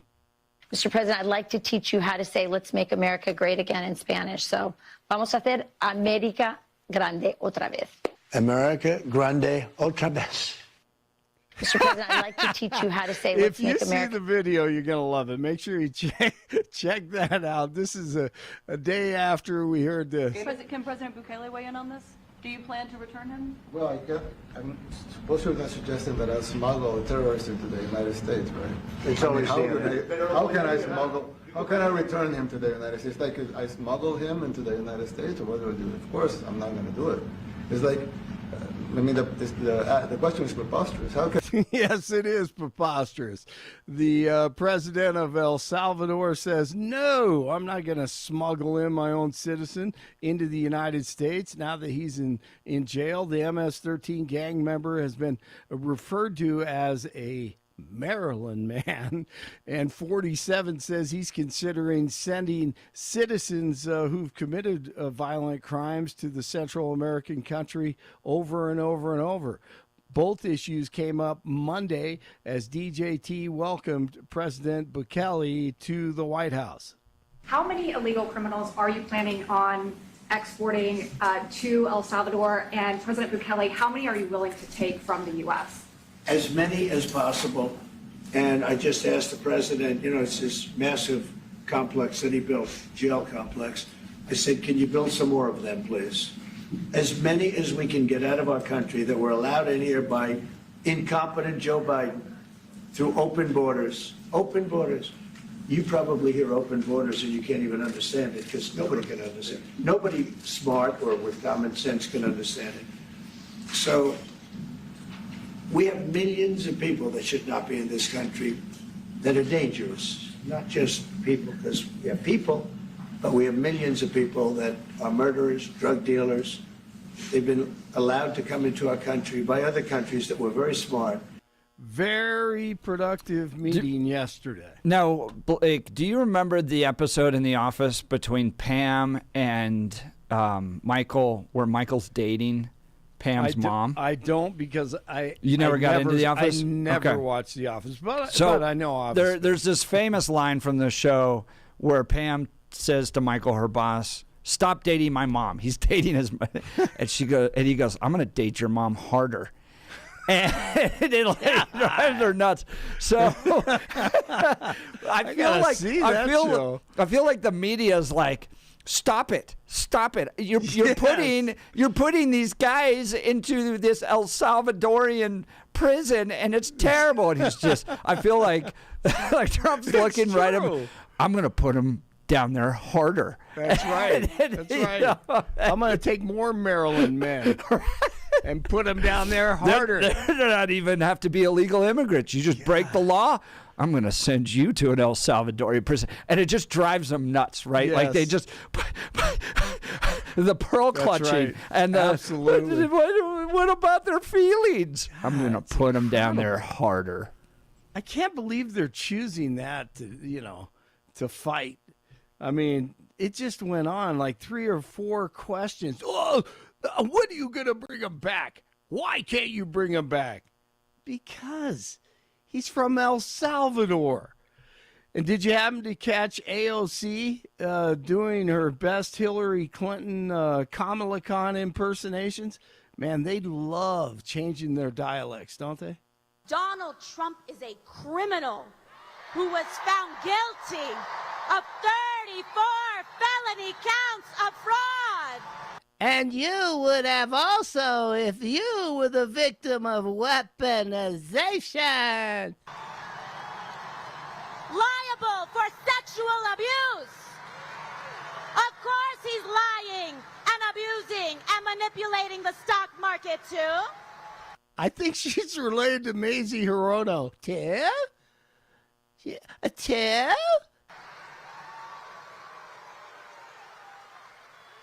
When he talks about rapists and criminals, he should look in the mirror. Yeah! Yeah! Yes! That was incredible. The federal government is pressing pause on more than $2 billion in grants to Harvard. The move came after the school said it would not accept the Trump administration's proposed conditions to continue federal funding. See, it's a grant, so they have to meet these. Those demands include auditing the viewpoints of students and faculty and punishing students who took part in pro-Hamas terrorist rallies on campus last year. The suspect in the arson attack at the Democratic Pennsylvania Governor Josh Shapiro's residence remains behind bars after being denied bail. Cody Balmer made his first appearance in court on Monday. Love the Jeff and Billy Show. Love it. Last hour, Arthur Alley was on, founder of the Timothy Plan, money management without investing in the devil's work, the woke agenda. Let's go, Arthur. World in which we are involved and invest in way too many cases, are involved in funding evil. And I mentioned abortion, but pornography, anti-family entertainment. Why would corporate America be doing that? Promoting of, LGBTQ++ agenda, and we're not here to point fingers at anybody or to exercise any condemnation or judgment of any kind. We just will not own shares of companies that are funding, for lack of a better way to express it, an unholy agenda. Arthur Alley, the Timothy Plan. Hey, since it is tax day, the biggest talk is about the budget and talking paying your taxes and spending in the state of Colorado is an issue. And DJ Summers of the Common Sense Institute on with the fellas this morning also. He says Coloradans need to be concerned with the outlook in our state. And if things don't really pan out as much as the Joint Budget Committee thinks they will over the next couple of years, we could be looking at a budget shortfall of billions of dollars more. He says the state is spending way too much, especially the past 15 years, and it's about to catch up to us. Police chase I-25 last night, southbound on I-25 near the Meade exit. Suspect was driving. He got a flat tire. He was carrying a weapon and sprinted over and jumped over the median into the northbound traffic on I-25. There was a wreck. He got hit, and he's in serious condition. There was one other person injured. They were able to open up the highway a couple hours later. The worst kept secret in the WNBA draft is a reality. UConn superstar. I love how they put superstar here. I don't know if she's a superstar, but she's a star. Paige Beckers went first overall to Dallas. All right, Nuggets take on the Clippers. First round of the NBA playoffs coming up on Friday. The Rockies lose game one at the Dodgers 5-3. 31 in Broomfield, 33 in Glendale, 34 in Denver. Jeff and Billy continue. I think we ought to change it to say the thoughts of Bill Thorpe don't reflect anybody else's thoughts on Oh, yes. What do you think? Oh, absolutely. We need that. Yeah. Would you like to have salmonella or giardia?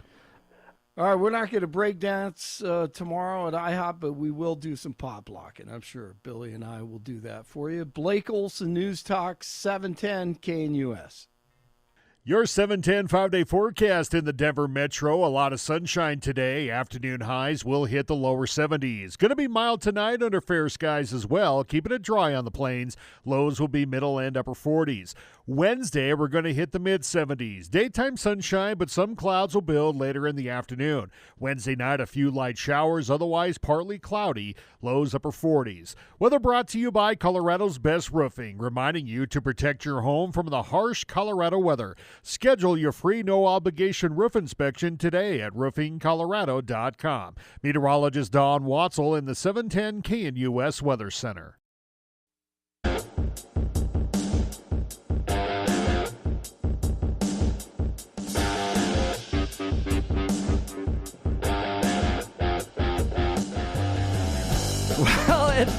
It's tax day, and we're doing our best. We're trying to help you cope through all this craziness. Tomorrow, we're going to help you with a nice, affordable breakfast. But in the meantime, you might be sending checks out to the federal government, to the state government, and to give us some insight into, how our government's doing with our taxpayer dollars. We've talked with local leaders. We've talked with investment leaders. We're talking with national leaders. Joining us now is David McGarry, Research Director for the Taxpayer Protection Alliance. David, thanks for taking time to join the Jeff and Bill Show. Yes, good morning. Having me on, gentlemen, and a very happy tax day to all who celebrate. All right.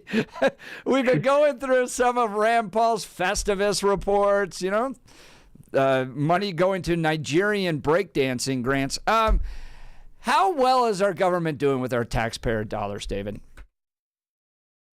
Well, it certainly is collecting them, and it's poised to collect more if Congress can't get its act together by the end of the year and extend 2017's Tax Cuts and Jobs Act. But on the spending side, in the words of the TV show Mad Men, not great, Bob. The federal government is spending far too much on far too many things. It's involving itself far too deeply in the lives of your average American. And this is having all sorts of negative economic effects. It's having all sorts of negative cultural and political effects. And at a certain point, where the rubber meets the road is on Capitol Hill. And Congress is going to have to do something about out-of-control spending from Washington. And how does that out-of-control spending affect us? I mean, look, we're $36 trillion in debt. One of the critiques I've had is, okay, how did my life change from $30 trillion in debt to $36 trillion in debt? I don't know if I could tell you exactly how it changed, but I imagine it did. And I imagine this isn't just sustainable, right? It's not just monopoly money. Eventually, this is going to have real impacts on our economy. Maybe it already is. Your thoughts, David McGarry? Well, the first thing I'll say is that if I offered to give you $20 and I told you you only had to give me $5, you would take that deal. Now, of course, I would have to finance the rest of the $15 through debt, and that's exactly the kind of problem that the federal government is in right now. So, what you have missed out on in the last the last $6 trillion of debt accumulated isn't readily apparent. When the government is taking too much money out of the economy, when it is monopolizing too much of financial markets, you don't see the costs. These are the sorts of things that are unseen. These are costs that go unnoticed because it's the question is always what if we had a right-sized government and a more dynamic economy, what would happen? What other benefits would we be able to enjoy? How much stronger would the economy be? And looking forward, the fact is that, as you said, it is not sustainable. The current trajectory cannot go on forever. At a certain point, the simple laws of mathematics will catch up to us, and we will be barreling and eventually arrive at a very serious fiscal crisis.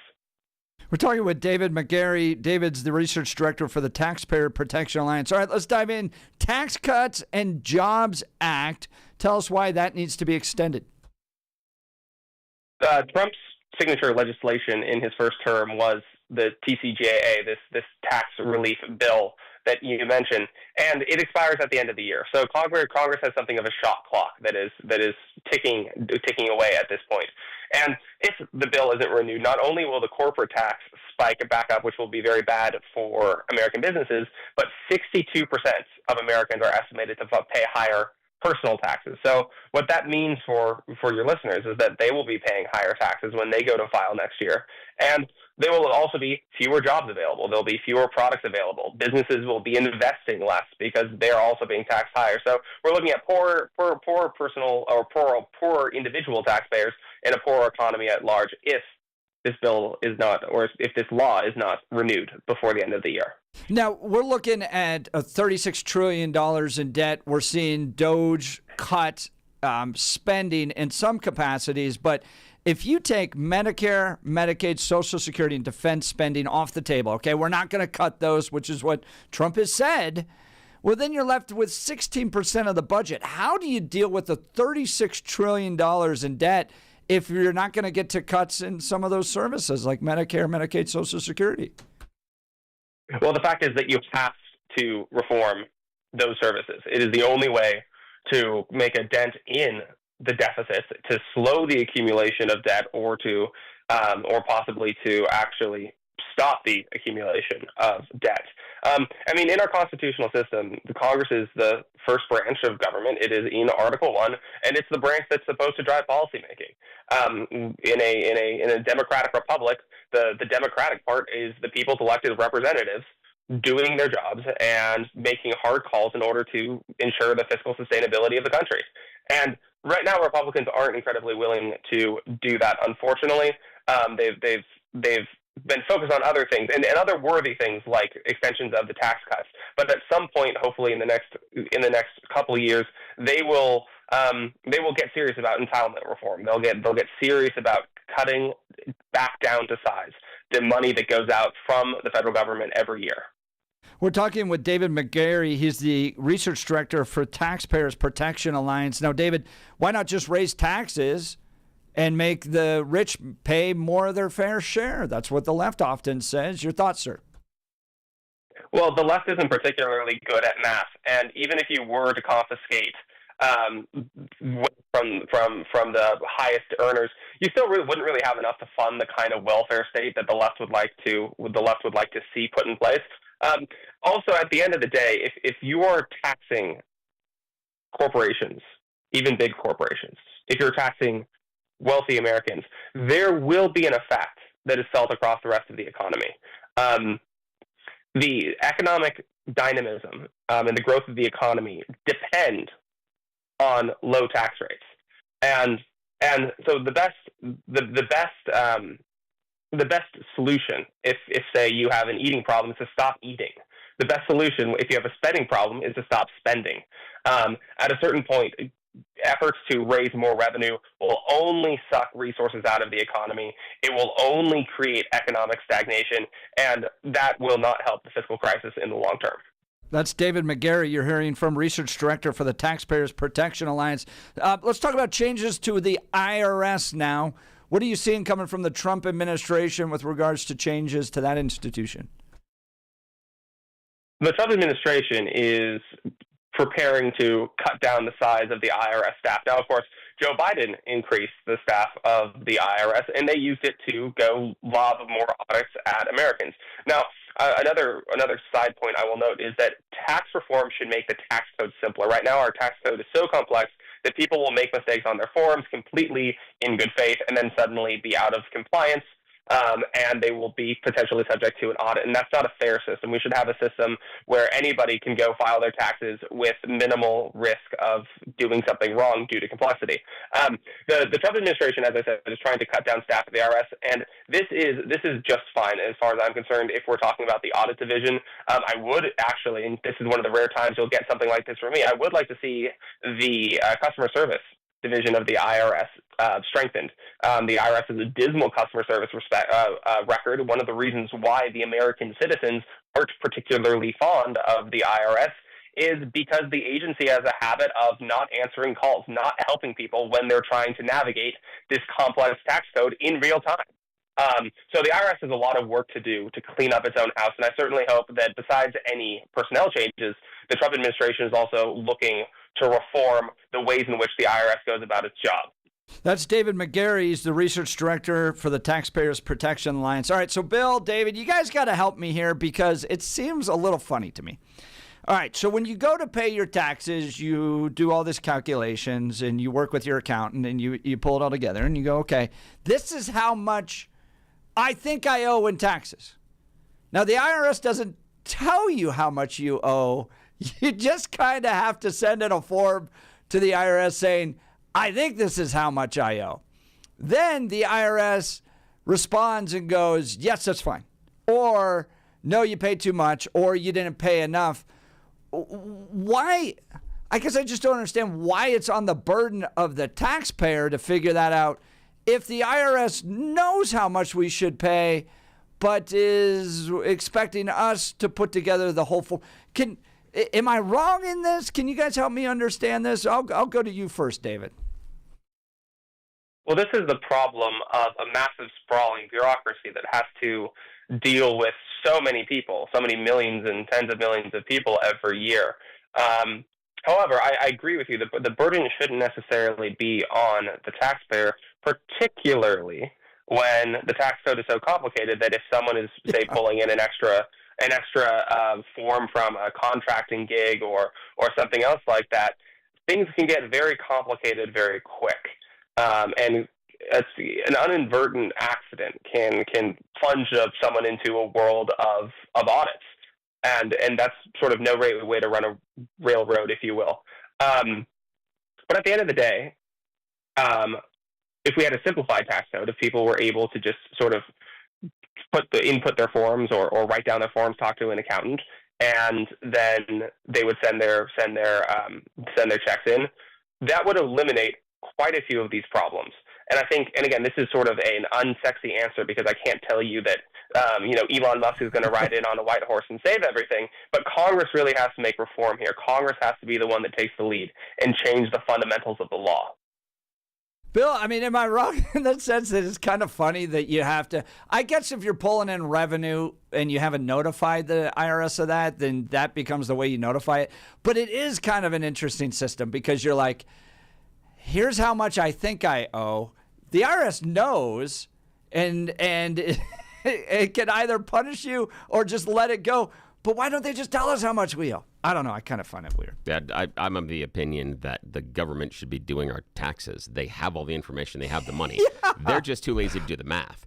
And when we talk about simplifying tax code, et cetera, that can work. But I think the fundamental problem is that you and I are left having to do our own taxes.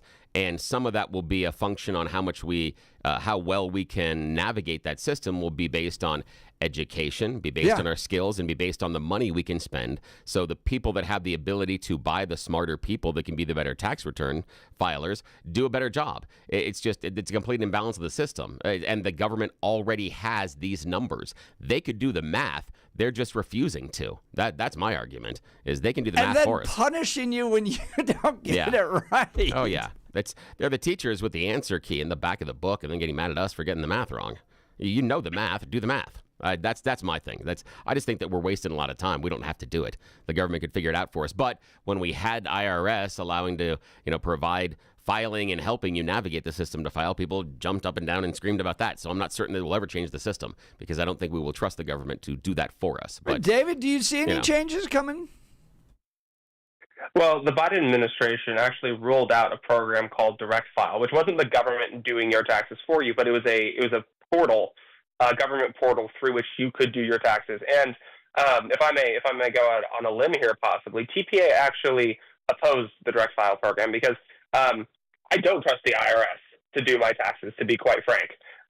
If you look at the IRS's auditing patterns, they tend to not go after the largest tax sheets. They tend to go after upper middle class Americans at times, but also a lot of Americans in the lower income brackets because it's easy. So I personally think that it is better for the average American to have some sort of intermediary who is not the government to stand in between the citizen and the government, some sort of professional like an accountant, to provide some amount of barrier between the IRS's legions of agents and the American citizen who, again, might have just got something wrong on their tax filing or might have forgotten to report some sort of income. Now, I want to explore that just for a second with you, yeah. David McGarry, a research director at Taxpayers Protection Alliance. You talked about the fact that the IRS doesn't go after the big earners, and you're absolutely 110% correct on that. But isn't that a function of resources? Number of people, manpower available, amount of resources you can dedicate because they suck up a lot of time and effort. They're the big fish, but they also can afford all the big lawyers that make it more difficult. Is the IRS, haven't we just structured the IRS in our tax system to specifically go after the middle and lower income earners because that's all they have the ability to do? Generally speaking, that is the case. However, the IRS received an influx of funds during the Biden years, and they had pledged not to use those funds to go after anyone under some threshold. There was something like it was like 250,000 or something like that. Yeah. It was actually above that. It was actually above that, I believe. And what was found is that they were actually going after people, maybe not middle income people, but people who were sort of upper middle class to the lower end of affluent. And those are the people those are the people that the IRS decided to put its resources after. So when you have such a clear and blatant trail of falsehoods like that, I just have trouble trusting anything that the IRS is saying. This also goes back to the Obama administration when Lois Lerner took part in the effort to squash conservative groups. These things are recurring. These things they seem somewhat endemic to the institution, and I personally would rather I would rather make policy that does not trust the IRS to keep its word and be a good citizen, and instead put some guardrails in place to make sure that we are keeping them in the place and keeping them doing the job that they should be. That's David McGurry, Research Director of the Taxpayers Protection Alliance. A lot of concerns coming from conservatives with regards to the IRS was they were buying ammunition. Can you help us understand why they were doing that? I'm not familiar with the ammunition specific, but one thing the IRS has done over the last couple of years is beef up what amount to SWAT teams.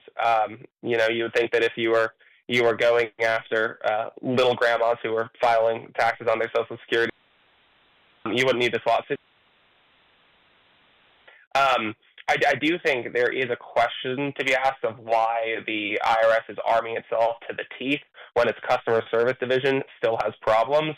I will admit to not necessarily being an expert in exactly how the federal government organizes its duties, but I would think that an agency like the DOJ might be slightly better positioned to do some of these more tactical operations.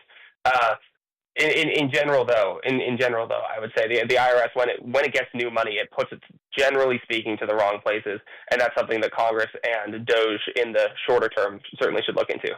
That's David McGarry with the Taxpayer Protection Alliance. I strongly recommend you connect with them, learn more about the work they're doing to protect your rights as a taxpayer. That's protectingtaxpayers.org, protectingtaxpayers.org. David, great job. Thanks so much for taking time to join the Jeff and Bill Show. Thank you so much. Put the money into customer service.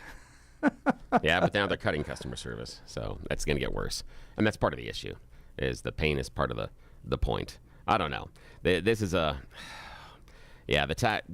whole Tax Cuts and Job Act and keeping that going, and it's difficult. It's difficult for me to get there with the idea and the rationality behind continuing it. I just have a hard time with it. Lower taxes? No, the idea, because what happened is during the Tax Cuts and Jobs Act, we didn't see a lot of lower taxes for the average family. The household income didn't increase like it was supposed to. The jobs didn't materialize. That's the idea, is I didn't see the benefits. I don't see the benefits happening because of the Tax Cuts and Jobs Act. So if the benefits aren't there because of it, then what's the negativity of having it disappear? If the positives weren't there to begin with, then where are the negatives? That's what I can't figure out in this. Yeah, give us a call. Join the conversation, 303-696-1971, or text us on the Dan Caplis Law text line, 720-819-5115. Donald Trump working to extend with Congress the Tax Cuts and Job Act, TCJA. Should that continue? Would you like to see greater tax cuts? Are the rich paying their fair share? It's Money Episode. And you're invited to be a part of the conversation, 303-696-1971. Let me tell you about a good use of your money. Guys, if you are losing your hair and you desire to have it back, then Advanced Hair Restoration is the best place to put that money because it has guaranteed life-changing results. I've seen it with my own eyes. It's not magic, but close to it. They put hair where you need it the most, and bam, it grows. It's actually science. Advanced Hair has it all. Top-rated Dr. Tanya Paul's modern technology, and best of all, you get your very own natural hair that begins regrowing the very next day. Advanced Hair even guarantees it will grow for life. So schedule your free consultation now, 720-459-HAIR. 720-459-HAIR. If you qualify, you get $250 off and 250 free hair grafts. Advanced Hair is the winner of Westward's Best of Denver and has changed the lives of tens of thousands of people. So don't wait any longer. Check out the before and afters online for yourself. 720-459-HAIR. 720-459-HAIR or advancedhair.com. That's advancedhair.com. We get the phone lines coming in. Let's talk taxes, baby. You're listening to The Jeff and Bill Show. This is Denver's Talk Leader, News Talk 710 KNUS.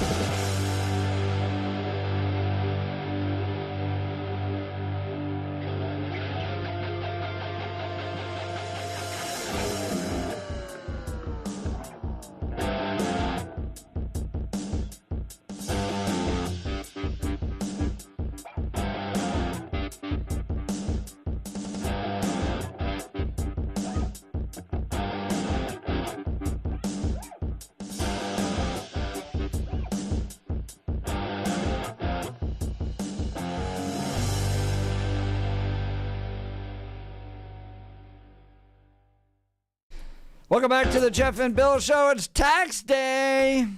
How about your tax dollars being used to support a cabaret show on ice skates focused on climate change?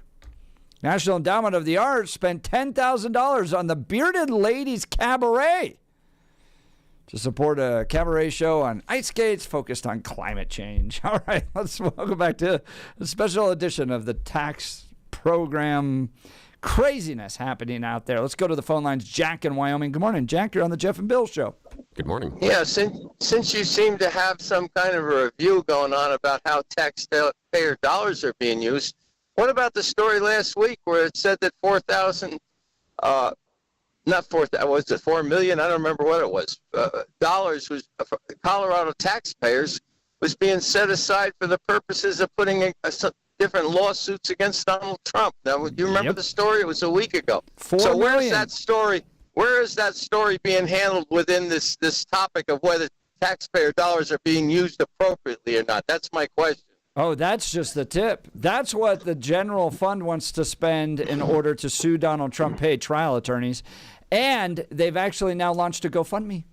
So you can go donate even more of your hard-earned dollars, Jack, to suing Donald Trump if you like. Yeah, okay, you're talking about two different things. If somebody wanted to donate it, that would be voluntary. If it's being taken out of the tax coffers that the people have paid, that's a different story. So where is that at?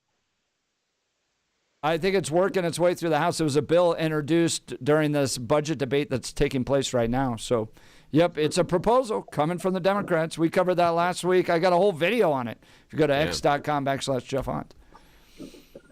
Well, if that isn't on the point of what's inappropriate, I don't know what would be. Here's their argument, Jack. Here's their argument, because I can put myself in their position, okay? Because this is what we heard from them.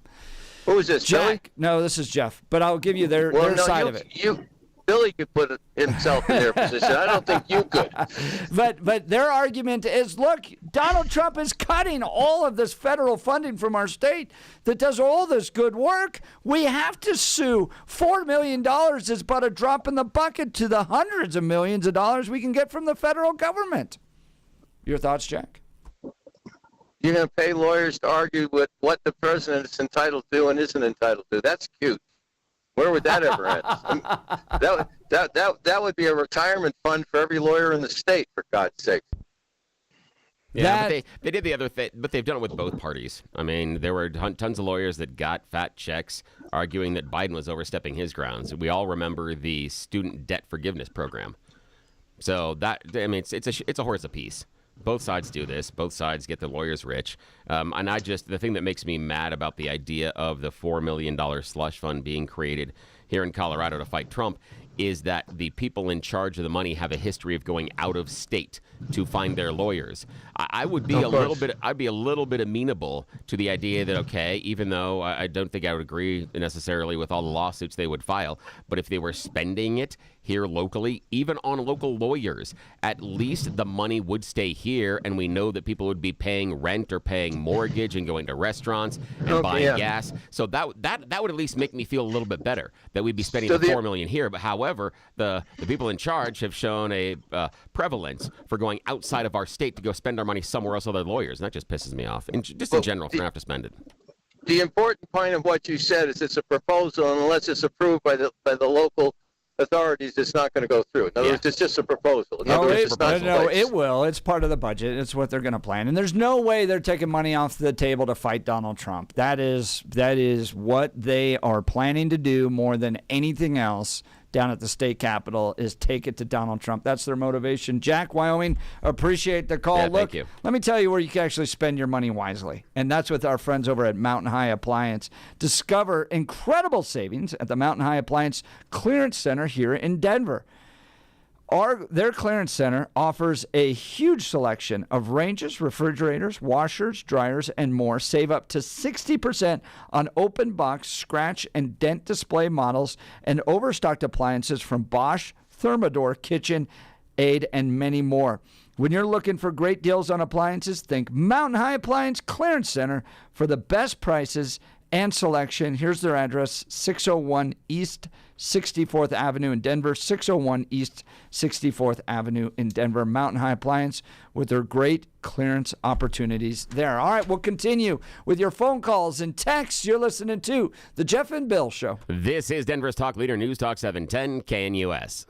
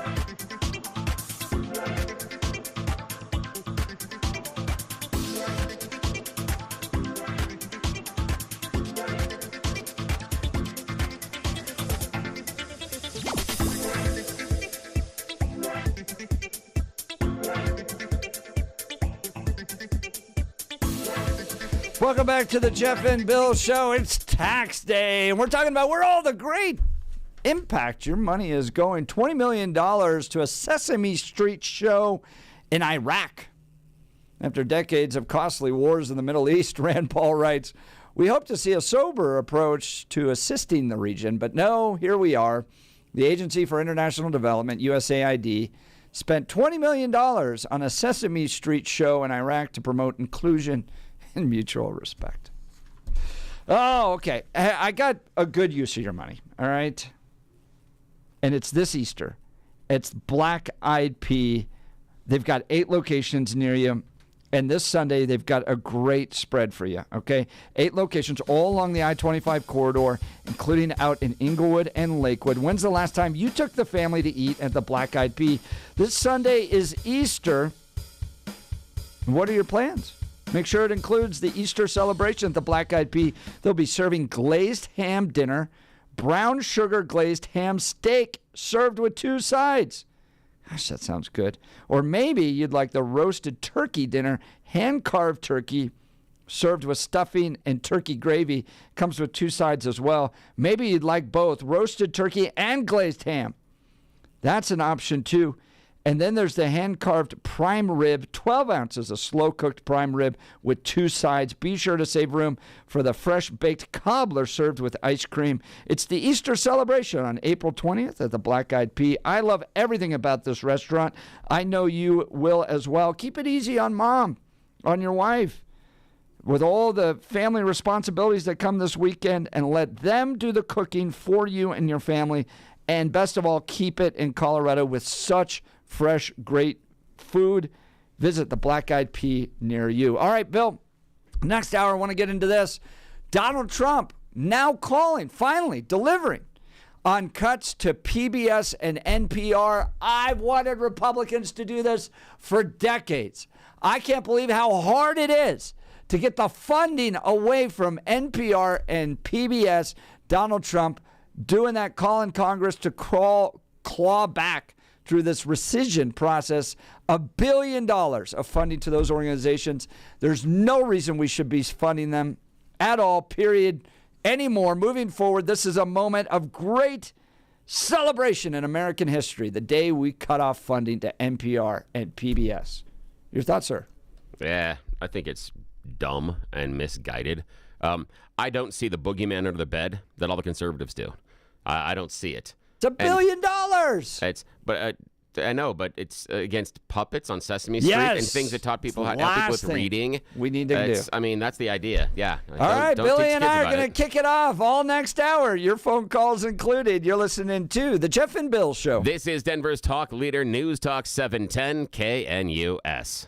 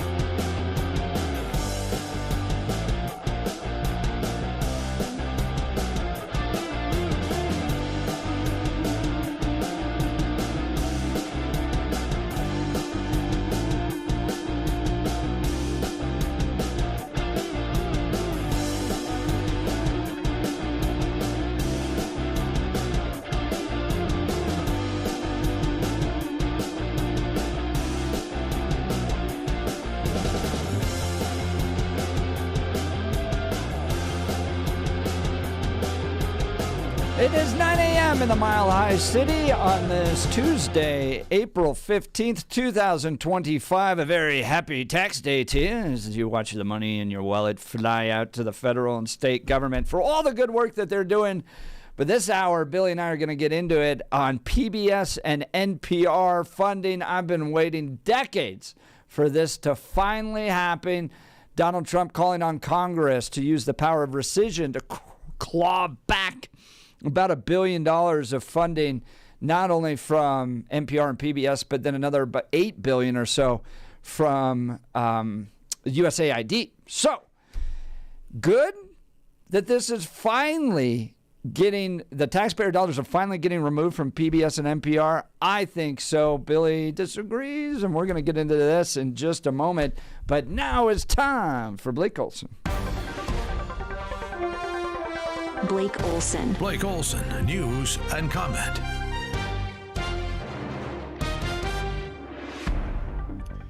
.46 and sunny in Denver. Terrific tax day Tuesday.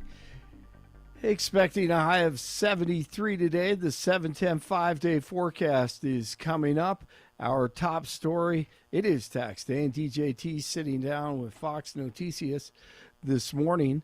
The question of the day, will tariffs replace taxes? Los aranceles van a reemplazar el income tax. You know, you're the only one that's asked me that. Oh, I deal with all these big financial geniuses. Nobody ever. There is a chance that the money from tariffs could be so great that it would replace. You know, in the old days, about 1870 to 1913, the tariffs were the only form of money. And that's when our nation was relatively the richest. We were the richest. That would be huge, huge. Also looking back with his productive day with President Bukele of El Salvador on Monday. He's made it a very safe place. People go and they feel very secure and safe. He's also built one, but other also prisons, very big ones. And we're using his system because we're getting rid of our criminals from out of the United States that were allowed to come in by Biden. We're getting them out. And the president is helping us with that, President Bukele. So I was very impressed with him, really very impressed. Great guy. Could we use it for violent criminals, our own violent criminals? I call them homegrown criminals. Yes. I mean, the homegrowns. The ones that grew up and something went wrong and they hit people over the head with a baseball bat. We have, and push people into subways just before the train gets there, like you see happening sometimes. We are looking into it and we want to do it. I would love to do that. Yeah, send them to El Salvador. I love it. Back to tax day and money talk. David McGarry, research director, TPA, on with Jeff and Billy last hour. How's the federal government doing with spending? In the words of the TV show Mad Men, not great, Bob. The federal government is spending far too much on far too many things. It's involving itself far too deeply in the lives of your average American. And this is having all sorts of negative economic effects. It's having all sorts of negative cultural and political effects. And at a certain point, where the rubber meets the road is on Capitol Hill. And Congress is going to have to do something about out-of-control spending from Washington. And 47 in conservatives hoping that begins in about a month. General Flynn, he knows DJT is in danger every day, and the globalists' agenda continues. They're trying to get him. Flynn with Benny Johnson. I think that there are a body of people, or there is a body of people that looks at what Trump is doing with the world. Never mind the United States of America. This global competition between globalism and, frankly, nationalism or populism. And the protection of one's sovereignty, and in our case, our freedom and our constitutional republic. There's a group of people, Benny, that do not want that at all, and they were ready to move forward under, a Kamala Harris or a Joe Biden, whoever was going to defeat Trump. I mean, look at what we've learned from the Social Security numbers being given to illegal immigrants in order for them to vote. I mean, so they really thought that they were going to win. And one of those doing the bidding for the globalists is AOC. Starting to gin up the anger as the weather warms up. What a fraud and phony she is. Donald Trump is a criminal who was found guilty of 34 felony counts of fraud. 34 felony counts. Liable for sexual abuse. Abuse.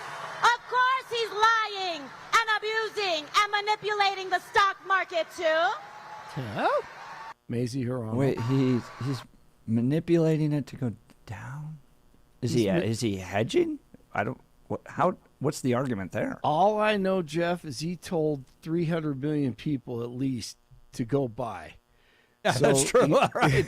Or 300, whatever, or telling the world, go buy now. He wasn't doing it behind. He was like, let's go. No, there's a theory. There's been a theory, though, while the tariffs have been rolled out, that, and this has been floated not in the liberal side of the aisle, on the conservative side of the aisle, that this was strategic by Donald Trump to lower the value of the dollar. That's the idea. That was what was floated. I've heard that this is something that was done, and so it was. Is it like Soros in it, betting against it? No, the idea is just the value. And so what would happen is if you lower the value of the dollar, then in theory we can pay off our debt at a lower amount. So that was the functionality of it, is that if you lower the value of the dollar, then the total amount of our debt then gets that was the theory behind what I heard in the past week and a half. Yeah. It's wrong. Totally wrong. Completely and totally wrong. But that's the theory. I don't think he was doing what Nancy Pelosi was doing. Yeah, right. Well, and I want to go back to what this is AOC saying he's manipulating the stock market as a liar and cheat. Okay. Well, we knew it was going to fluctuate, and there were going to be, there was going to be a lot of activity on the market when the tariff thing started. So that was no secret. So anyway, here, I'll play the rest of this garbage. She's such a fool.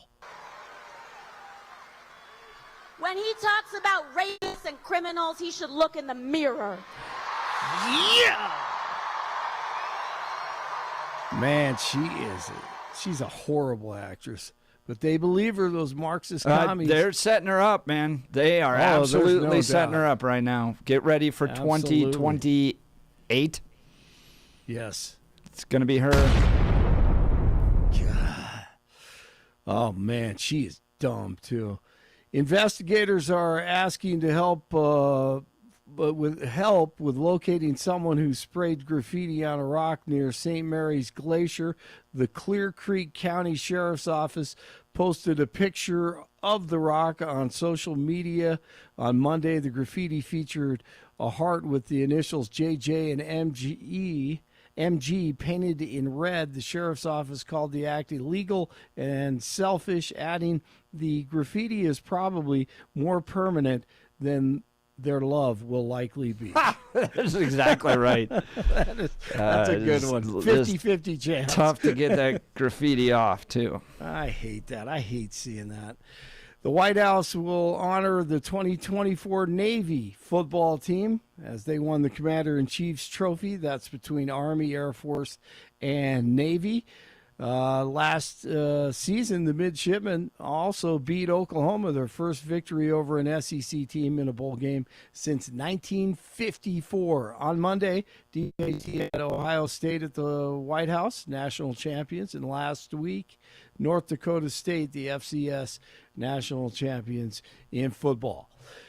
All right, we've got the Clippers and the Nuggets coming up this week. Game one of the playoffs Friday, and last night the Dodgers beat the Rockies 5-3. 44 in Brighton, 45 in Littleton, 46 in Denver. Jeff and Billy continue on Tax Day. Blake Olson, News Talk 710 KNUS. Your 710 5-day forecast in the Denver metro. A lot of sunshine today. Afternoon highs will hit the lower 70s. Going to be mild tonight under fair skies as well. Keeping it dry on the plains. Lows will be middle and upper 40s.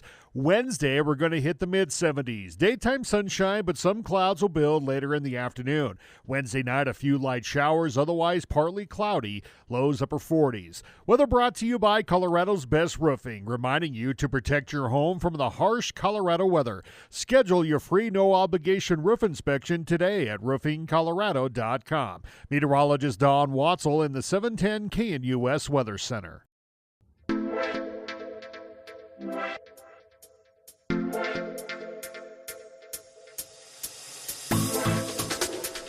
Welcome back to the Jeff and Bill Show, News Talk 710 KNUS. Before Jeff and I start debating the idea behind funding PBS and NPR, Donald Trump is coming for that cash.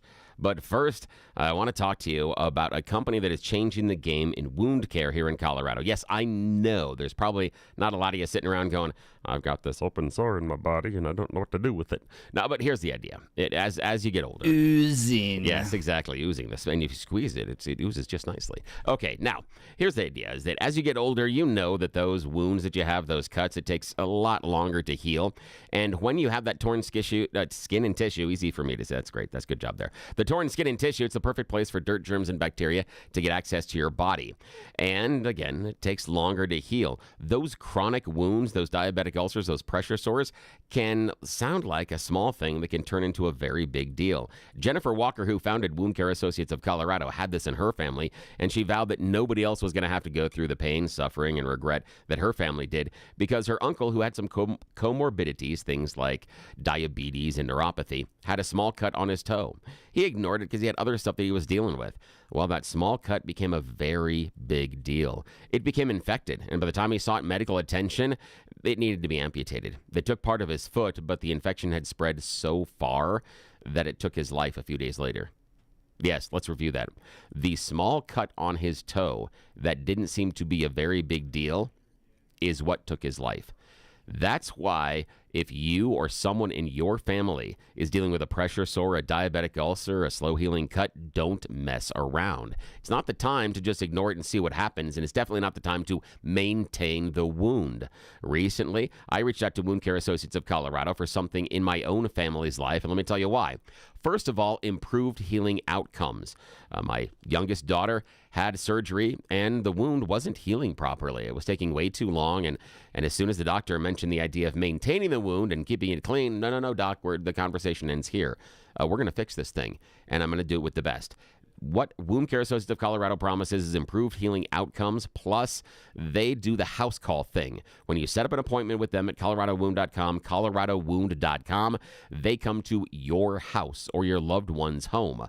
Yes, you don't have to worry about going and seeing mom, dad, aunt, uncle, or your friend and getting them to the office, sitting there with them, and then getting them back home. You can make the appointment, and the wound certified nurse practitioner from Wound Care Associates of Colorado visits them in the comfort, privacy, and convenience of their own home.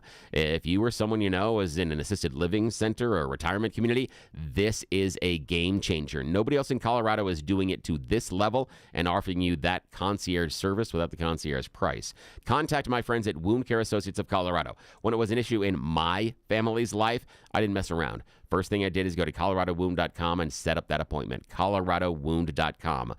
If you are dealing with anything like this, go with the best. Wound Care Associates of Colorado. coloradowound.com, coloradowound.com, coloradowound.com. And when you reach out to them, tell them you heard about them here on the Jeff and Bill Show. Back to you, Jeff. All right, so here we go, Bill.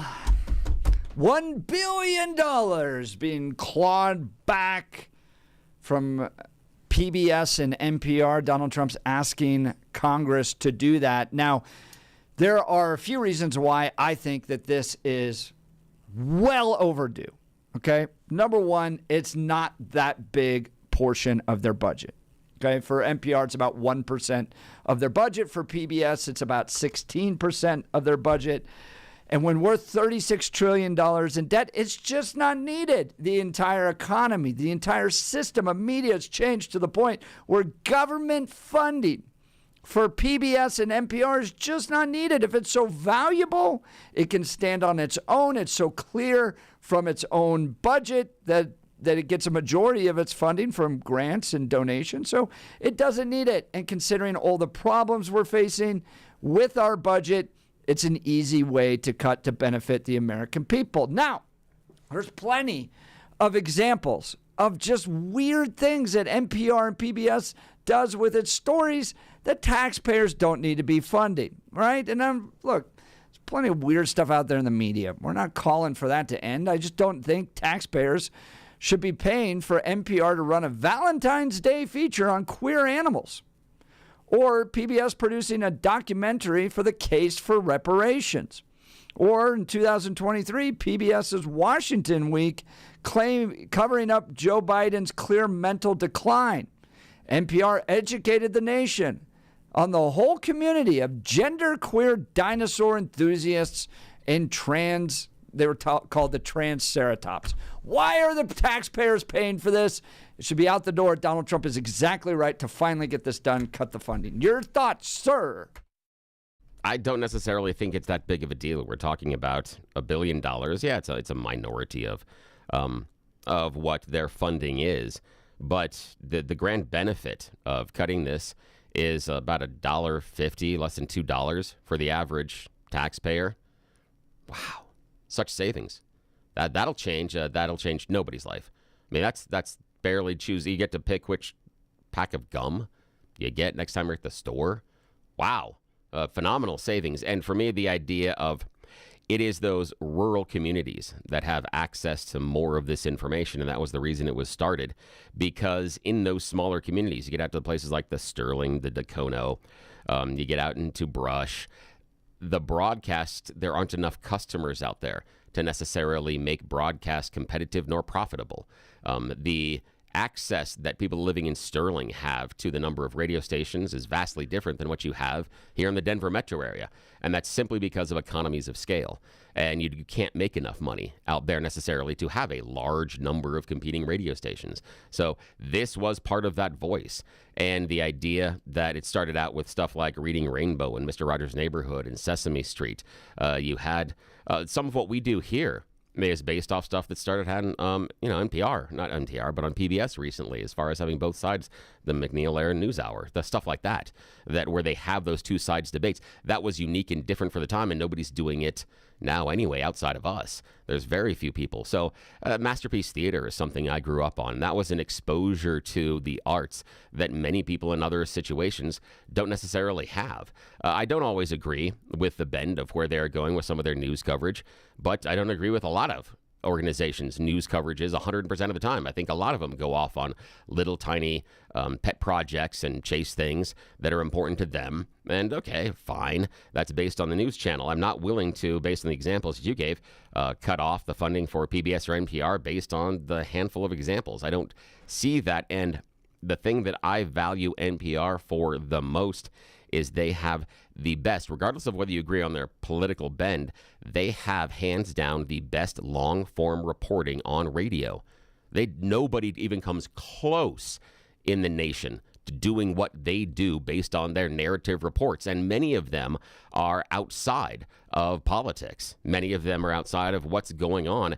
And so I don't see them. I know that there is this assumption that everything that NPR and PBS does is injected with a liberal bias. I don't see it a lot of the times, but that's okay. That could be part of where I sit that might be different from where you are, because if you're much more conservative than I am, then you're going to see a lot of other things that are much more liberal, simply because of where you sit on the political spectrum. There's more stuff out there that's going to be more liberal than you are. So the chances of you interpreting it and viewing it that way, yeah, that's probably going to happen that way. But again, $1.50, $1.60, that's grand savings on tax day. Wow. That we're talking about taking away that funding, and the savings for the American is going to be about $1.50. Winning? Is that winning? All right. Sure. You've heard both our sides. Join the conversation. Phone lines are open, 303-696-1971, or text us on the Dan Caplis Law text line at 720-819-5115. Donald Trump putting out a statement yesterday afternoon. The NPR PBS grift has ripped us off for too long. Is NPR and PBS ripping off the American taxpayer? And is it time to claw that money back and end this taxpayer-funded relationship? Look, PBS and NPR can continue. It just doesn't need $1 billion from the American taxpayer. Want to hear directly from you? Phone lines are open, 303-696-1971, or text us at 720-819-5115. I want to tell you about a good use of your time and energy and support, and that's the folks at the Colorado Farm Bureau. Whether you pulled out your skis or snowmobiles this last winter, it was a great year for winter fun, but the snow means even more to Colorado agriculture, and I want you to know that our state's farmers and ranchers are doing their part to protect our future water resources. The people of Colorado agriculture always have conservation, efficiency, and reuse top of mind when it comes to water use. As the metro area continues to grow, the Colorado Farm Bureau leads talks with state policymakers about preserving water for all areas of the state. as pressure on the water system grows. It's going to take all of us to find a solution. My friends at the Colorado Farm Bureau are leaders in water conservation and water policy. They understand how to balance water for crops and water for families, and they're doing more with less. You can do your part. I recommend you join and become a member today. Go to coloradofarmbureau.com. That's coloradofarmbureau.com to join up with them. All right, we'll get to phone calls and texts. You're listening to The Jeff and Bill Show. This is Denver's Talk Leader, News Talk 710 KNUS.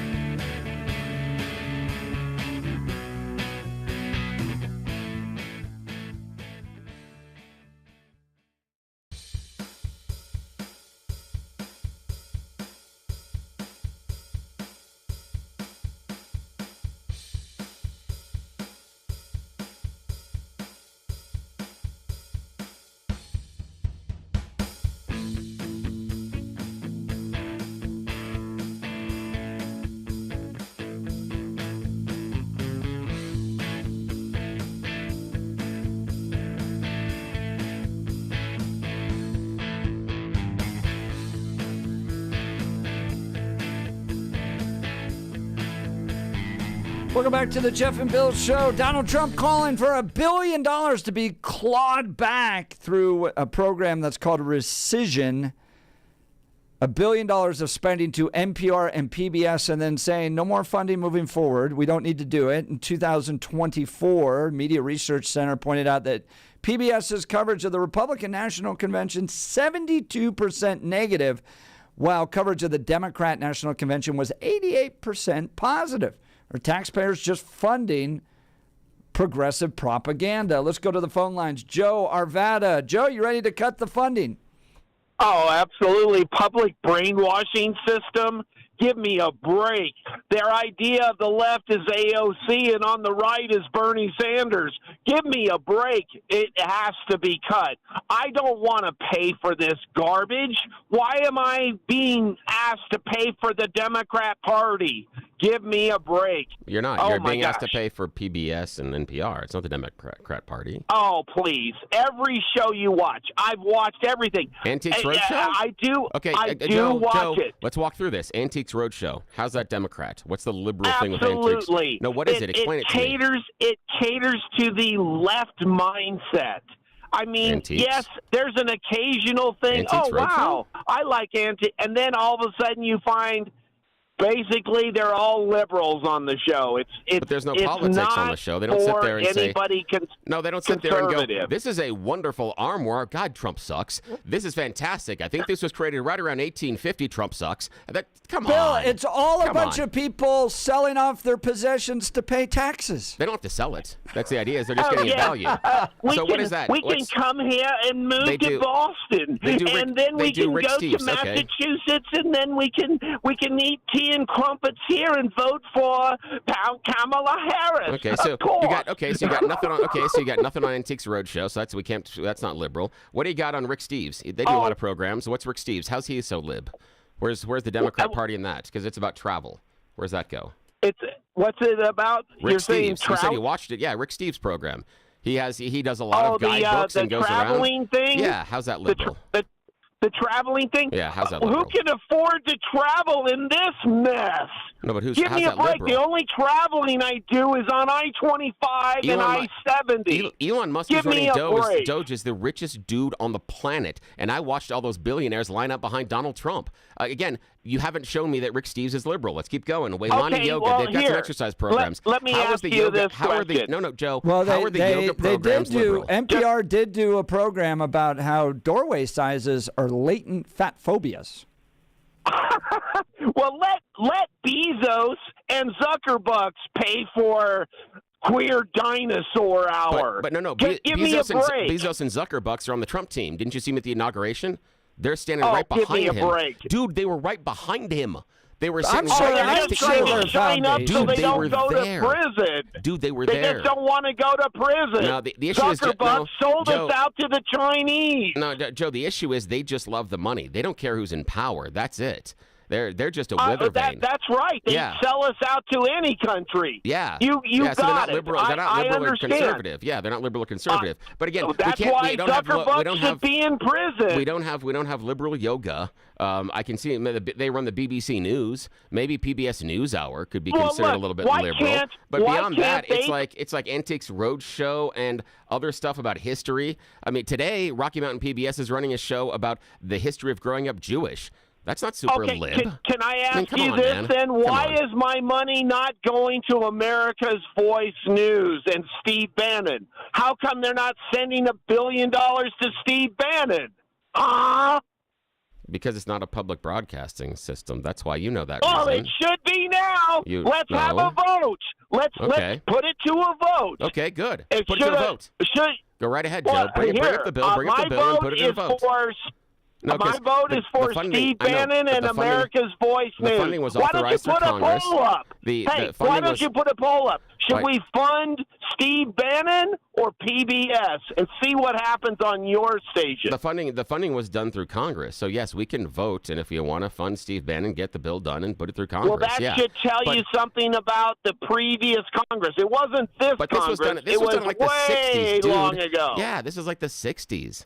So and again, I you saw the Shunning understand. thing When that they was were on super lib. drugs in the 60s, I get it. What do you not get? This is a waste of space. No, the waste here is that you haven't shown anything super lib. I mean, Jeff's brought up a handful of broadcasts, but over the course of a broadcast week, all you have to do is watch. All you have to do is watch PBS NewsHour. Dude, watch PBS NewsHour. I gave it's you their all broadcast lefty schedule. garbage. I gave you their broadcasting schedule, and the only thing we've been able to show out is PBS NewsHour, which is an hour. In that is 60 minutes 2021, out of 24 NPR hours. lamented that animals deserve pronouns too. Look, if most of the But stuff's we give our animals funded, pronouns. Who cares? They We give our just- animals pronouns. We refer to them as he and all the time. I mean, come on, this is just All silly. you have to do is ask the American people. Put it to a vote, a referendum. Well, I mean, should we pay for PBS? No. You know, it's interesting you bring that up because at the beginning of March, there was a poll that was done, and the vast majority of Americans supported it. It was only 25%. Well, who was it? Who was the poll done by? There it is. It's not the right poll because it didn't tell me what Joe said. Oh, so, yeah. that's it. It I was get it, done Joe. by If it's the one that Joe likes, then it's a decent poll. I get it, Joe. It Yes, was I know done how by it is. PBS, I know. right? Yes, I know, Joe. That's how it works. 1%. It's 1%. If you agree with it, it's right. If you don't, it's wrong. 1% of NPR's funding, 16% of PBS. If people really care so much, they're welcome to fund it. We're not saying that they can just taxpayers with a $36 trillion Joe was talking in debt. about a vote. Cut that. Recent poll showed only 25% of the people involved in the poll wanted to cut the funding. Well, they can give their own money There's to your it, vote. but this Thanks is for the call, Joe. not Appreciate it. necessary. Joe, great call. Sure, appreciate it. That's a lot of fun. All right. A That was a good lot of use of your money. Are you ready to transform your kitchen or bathroom into a stunning masterpiece? Look no further than the Art of Granite with it's your premier destination for exquisite granite, marble, and quartz countertops. For over 15 years, Mitch Floria, owner of the Art of Granite, has been crafting and installing custom countertops, fireplaces, showers, and more. Their team of experts will guide you through the selection process, ensuring you find the perfect stone to match your style and budget. Visit their showroom in Golden or browse their online inventory at theartofgranite.com. Discover the endless possibilities for your home renovation project. All you got to do, listen to this, mention KNUS and get a free bathroom countertop with new kitchen countertops. Or choose a free kitchen or bathroom sink with any countertop package. Don't wait. Transform your home into the oasis you deserve. Schedule your free consultation with Mitch today. Go to theartofgranite.com. That's theartofgranite.com. Mention KNUS for those exclusive savings and transform your kitchen or bathroom dreams into a reality with theartofgranite.com. All right, Bill, Rick Denver. All right, Rick Denver, you're on the Jeff and Bill Show. Good morning. Yeah, clear back in, I guess it was 73. They had a series called An American Family. It went on for the whole year. It was just terrible. It was a documentary kind of thing of the Loud family of Southern California, making them kind of famous. Did you ever remember it? I remember the program, but I didn't watch it much, and it was one of the first forays of things like reality television, far beyond Mark Burnett. Well, it was just a waste of money, man. The film they shot for that, they had a great budget on it, but it was the biggest bore. It was about this white middle-class family that was surviving in private enterprise. They were in construction. They were always busy all the time. But it was in the first days of the Great Society programs, and that's the way they got that over. I happened to be in school at the time and was watching it. And I quit watching them. And then remember Dick Cavett? Oh, yeah, I do. Yeah, but, man, he was kind of a blasé guy, and they carried on with that for far too long, too, I thought. Yeah, I liked Mr. Rogers. I liked Reading Rainbow. I watched all that stuff as a kid. That type of content I don't have a problem with. But yeah, Fred Rogers was good. Study has shown over and over again that the news coverage that comes from PBS and NPR is radically progressive. All right, I don't have a problem. MSNBC is that way. Why are taxpayers paying for this? With $36 trillion in debt, they can raise their money in other ways. And if PBS wants to go even more progressive, they can. Embrace your progressive-ness, PBS and NPR. Just don't do it with taxpayer dollars. Well, the amount of money they spent on film stock in those days, and it was before the electronics, when film was really in, it was in black and white. But it was just a big. They spent a lot of money on that film, and I thought the series went nowhere. It was kind of a big bore for the middle class to watch. So anyway, that's my 2 cents. Rick, Thanks. great call. Sure appreciate it. Rick's line will be open, 303-696-1971, 303-696-1971. Let's go to Scott in Littleton. Good morning, Scott. You're on the Jeff and Bill Show. Morning. Good morning, Bill. You're missing out. Now you got Work It Out Wombats on. Oh, yeah, that's one of them. Yeah, I know that one. Yeah, there you go. Zadie to the Rescue, Cake Mistake. Starring Mia, Swami, Nathan, whatever. I like UFC, fighting. Why don't you pay for that? Why do I got to pay for your Masterpiece Theater? What was the reason that the NPR and PBS were created? You know what it is with you liberals? If you want to pay for this garbage... Not necessarily liberal. I'm unaffiliated, sir, but that's okay. Tax bracket for you people. You should have a separate tax bracket. You people. Just for you people, you liberals that like I'm this not a liberal, garbage. Man. And you don't have any trouble watching or paying for garbage. Dude, I'm not a liberal. That Doge is found... that PBS has. What has Doge found? Then you pay Stop for right it. there. Have a separate tax bracket. Scott, what has Doge found? Scott, we're going to stop right there. What has Doge found? What has Doge found? You know what? What has Doge found? Scott, what has Doge found? If you had to itemize the taxes you pay, if you went every other Friday and they had a list of all the taxes that you're going to pay, you liberals would turn around and go, liberals. "Oh my There we go God, again. I'm paying for this." Scott, you know what crap. you're talking about, man. You don't have any idea what you're talking I about. do know what I'm talking about. No, you don't, man. You keep calling me a liberal. Dude, you keep calling me a Everything's liberal. You have hidden. no idea, man. You have no clue what you're talking about. You don't have a single Well, clue. I don't know. Maybe you're a communist. I don't know what the hell you are. Sure. but, Okay, not what the hell I No, am. Okay. but How long you been listening to the show, Scott? How long, man? How long you been listening to the show, I think you're Scott? a con artist. How long you been listening to the show, man? Con artist. So And it's you a do personal this- thing. Okay, you just don't like me. Not anyone with as many kids as you do would want all this garbage. Guess how many kids Jeff has, my friend? Same as I do. 4. Nice job. No, he hung up on us. He hung up. I didn't hang up on him. He hung up. He hung up on us. Nice job there, Scott. All right. Good job. It is spicy as we debate It's NPR ridiculous. and That wasn't a debate. He PBS. sat there and he just called me names and kept asking him You his communist. It's ridiculous. I mean, dude, how long have you listened to the show? Does supporting long have NPR you and listened? PBS make you a communist? Not even close. That is just stupid. That is stupid because if it does, then that means that England's communist because they spend more money on public broadcasting. They spend about $100 a person on public broadcasting. Are they communist? No, they're not communist. But we wouldn't be that stupid. The issue is this, that someone like Scott calls up and uses the word communist as a pejorative, as if he's trying to hurt my feelings. Oh, you're a communist. That is not even the worst thing I've been called today, Scott. You should see the text messages I get that are full of 4-letter filthy words. Yeah. I mean, seriously. You want to come in here? We can have a conversation, Scott, but all you were doing is calling names. It was embarrassing. All right, phone lines are open, 303-696-1971. And the text line where you can use your 4-letter expletives is mostly at me. 720-819-5115. Although there is quite an admirer in there. In the text lines. I got a She handful, loves you. but that's okay. 720-819-5115. Everyone else hopes I die in a fire. This is the Jeff and Bill Show. Denver's talk leader, News Talk 710 KNUS. Is that smoke?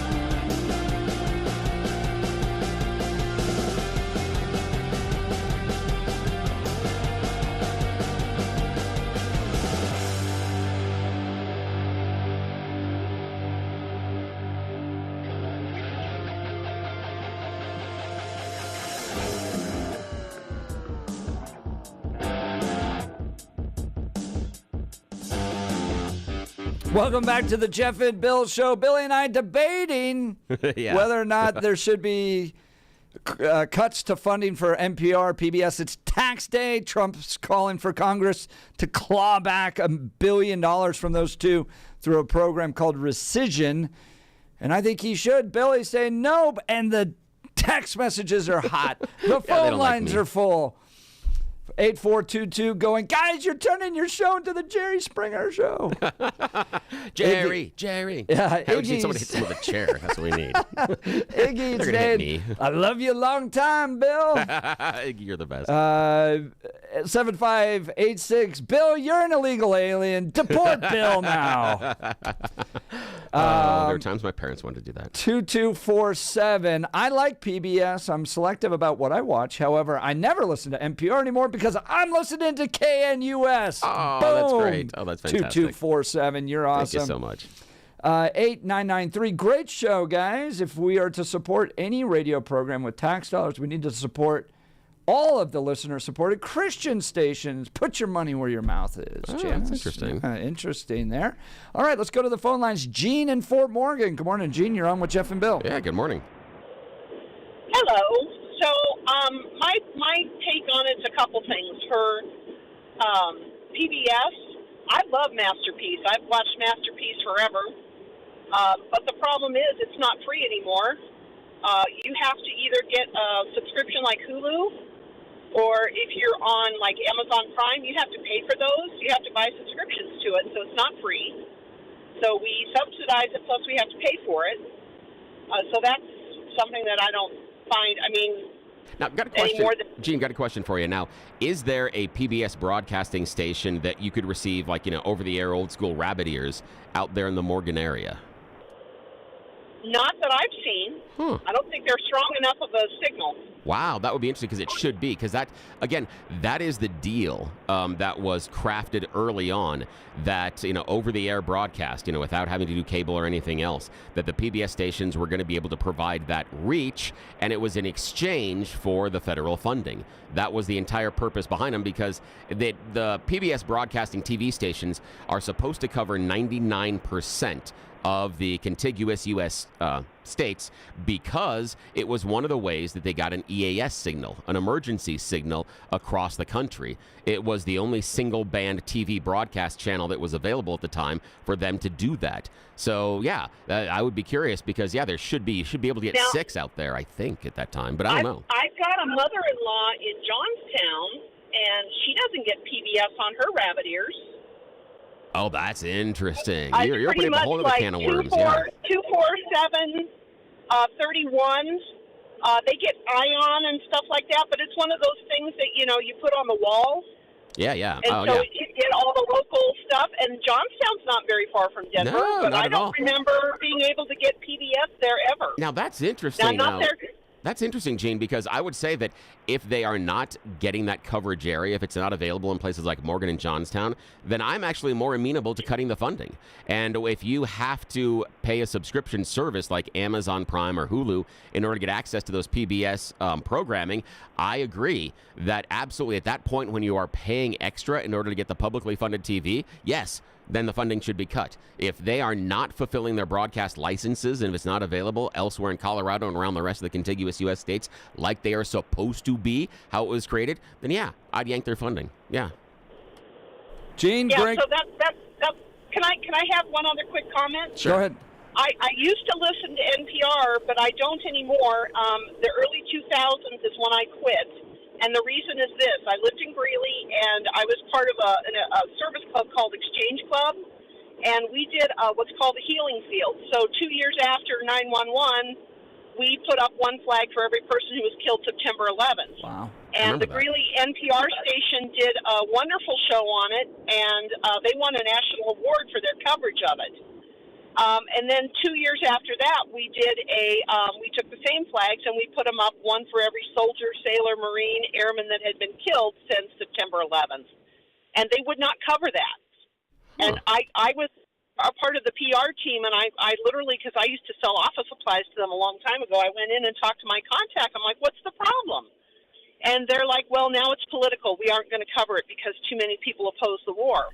And so that's when I stopped listening because I was like, well, you know, I'm not going to sign for that one. I would agree with you on that one, Gene. Those are my 2 cents. I'd agree with you on that one because I'm of the opinion that when the politics is going against it, that is exactly the time in which you are supposed to cover it, because that is the time in which you need the light the most at that point. So I would agree with you, and I do think that the many times the NPR news coverage can get a little bit slanted. I've been really critical about their coverage between, a little bit, not all the time, but a little bit. And I've been very critical of their Israel-Hamas coverage inside of the war. I think they've been very, very slanted towards the Palestinian-Hamas side, and I've been very disappointed in what they have the ability to do. Very disappointed in what they're doing. Yeah, I don't think there's a single Republican in their newsroom. The entire thing is slanted. Great call. I appreciate it. Let's go to Eva, Denver.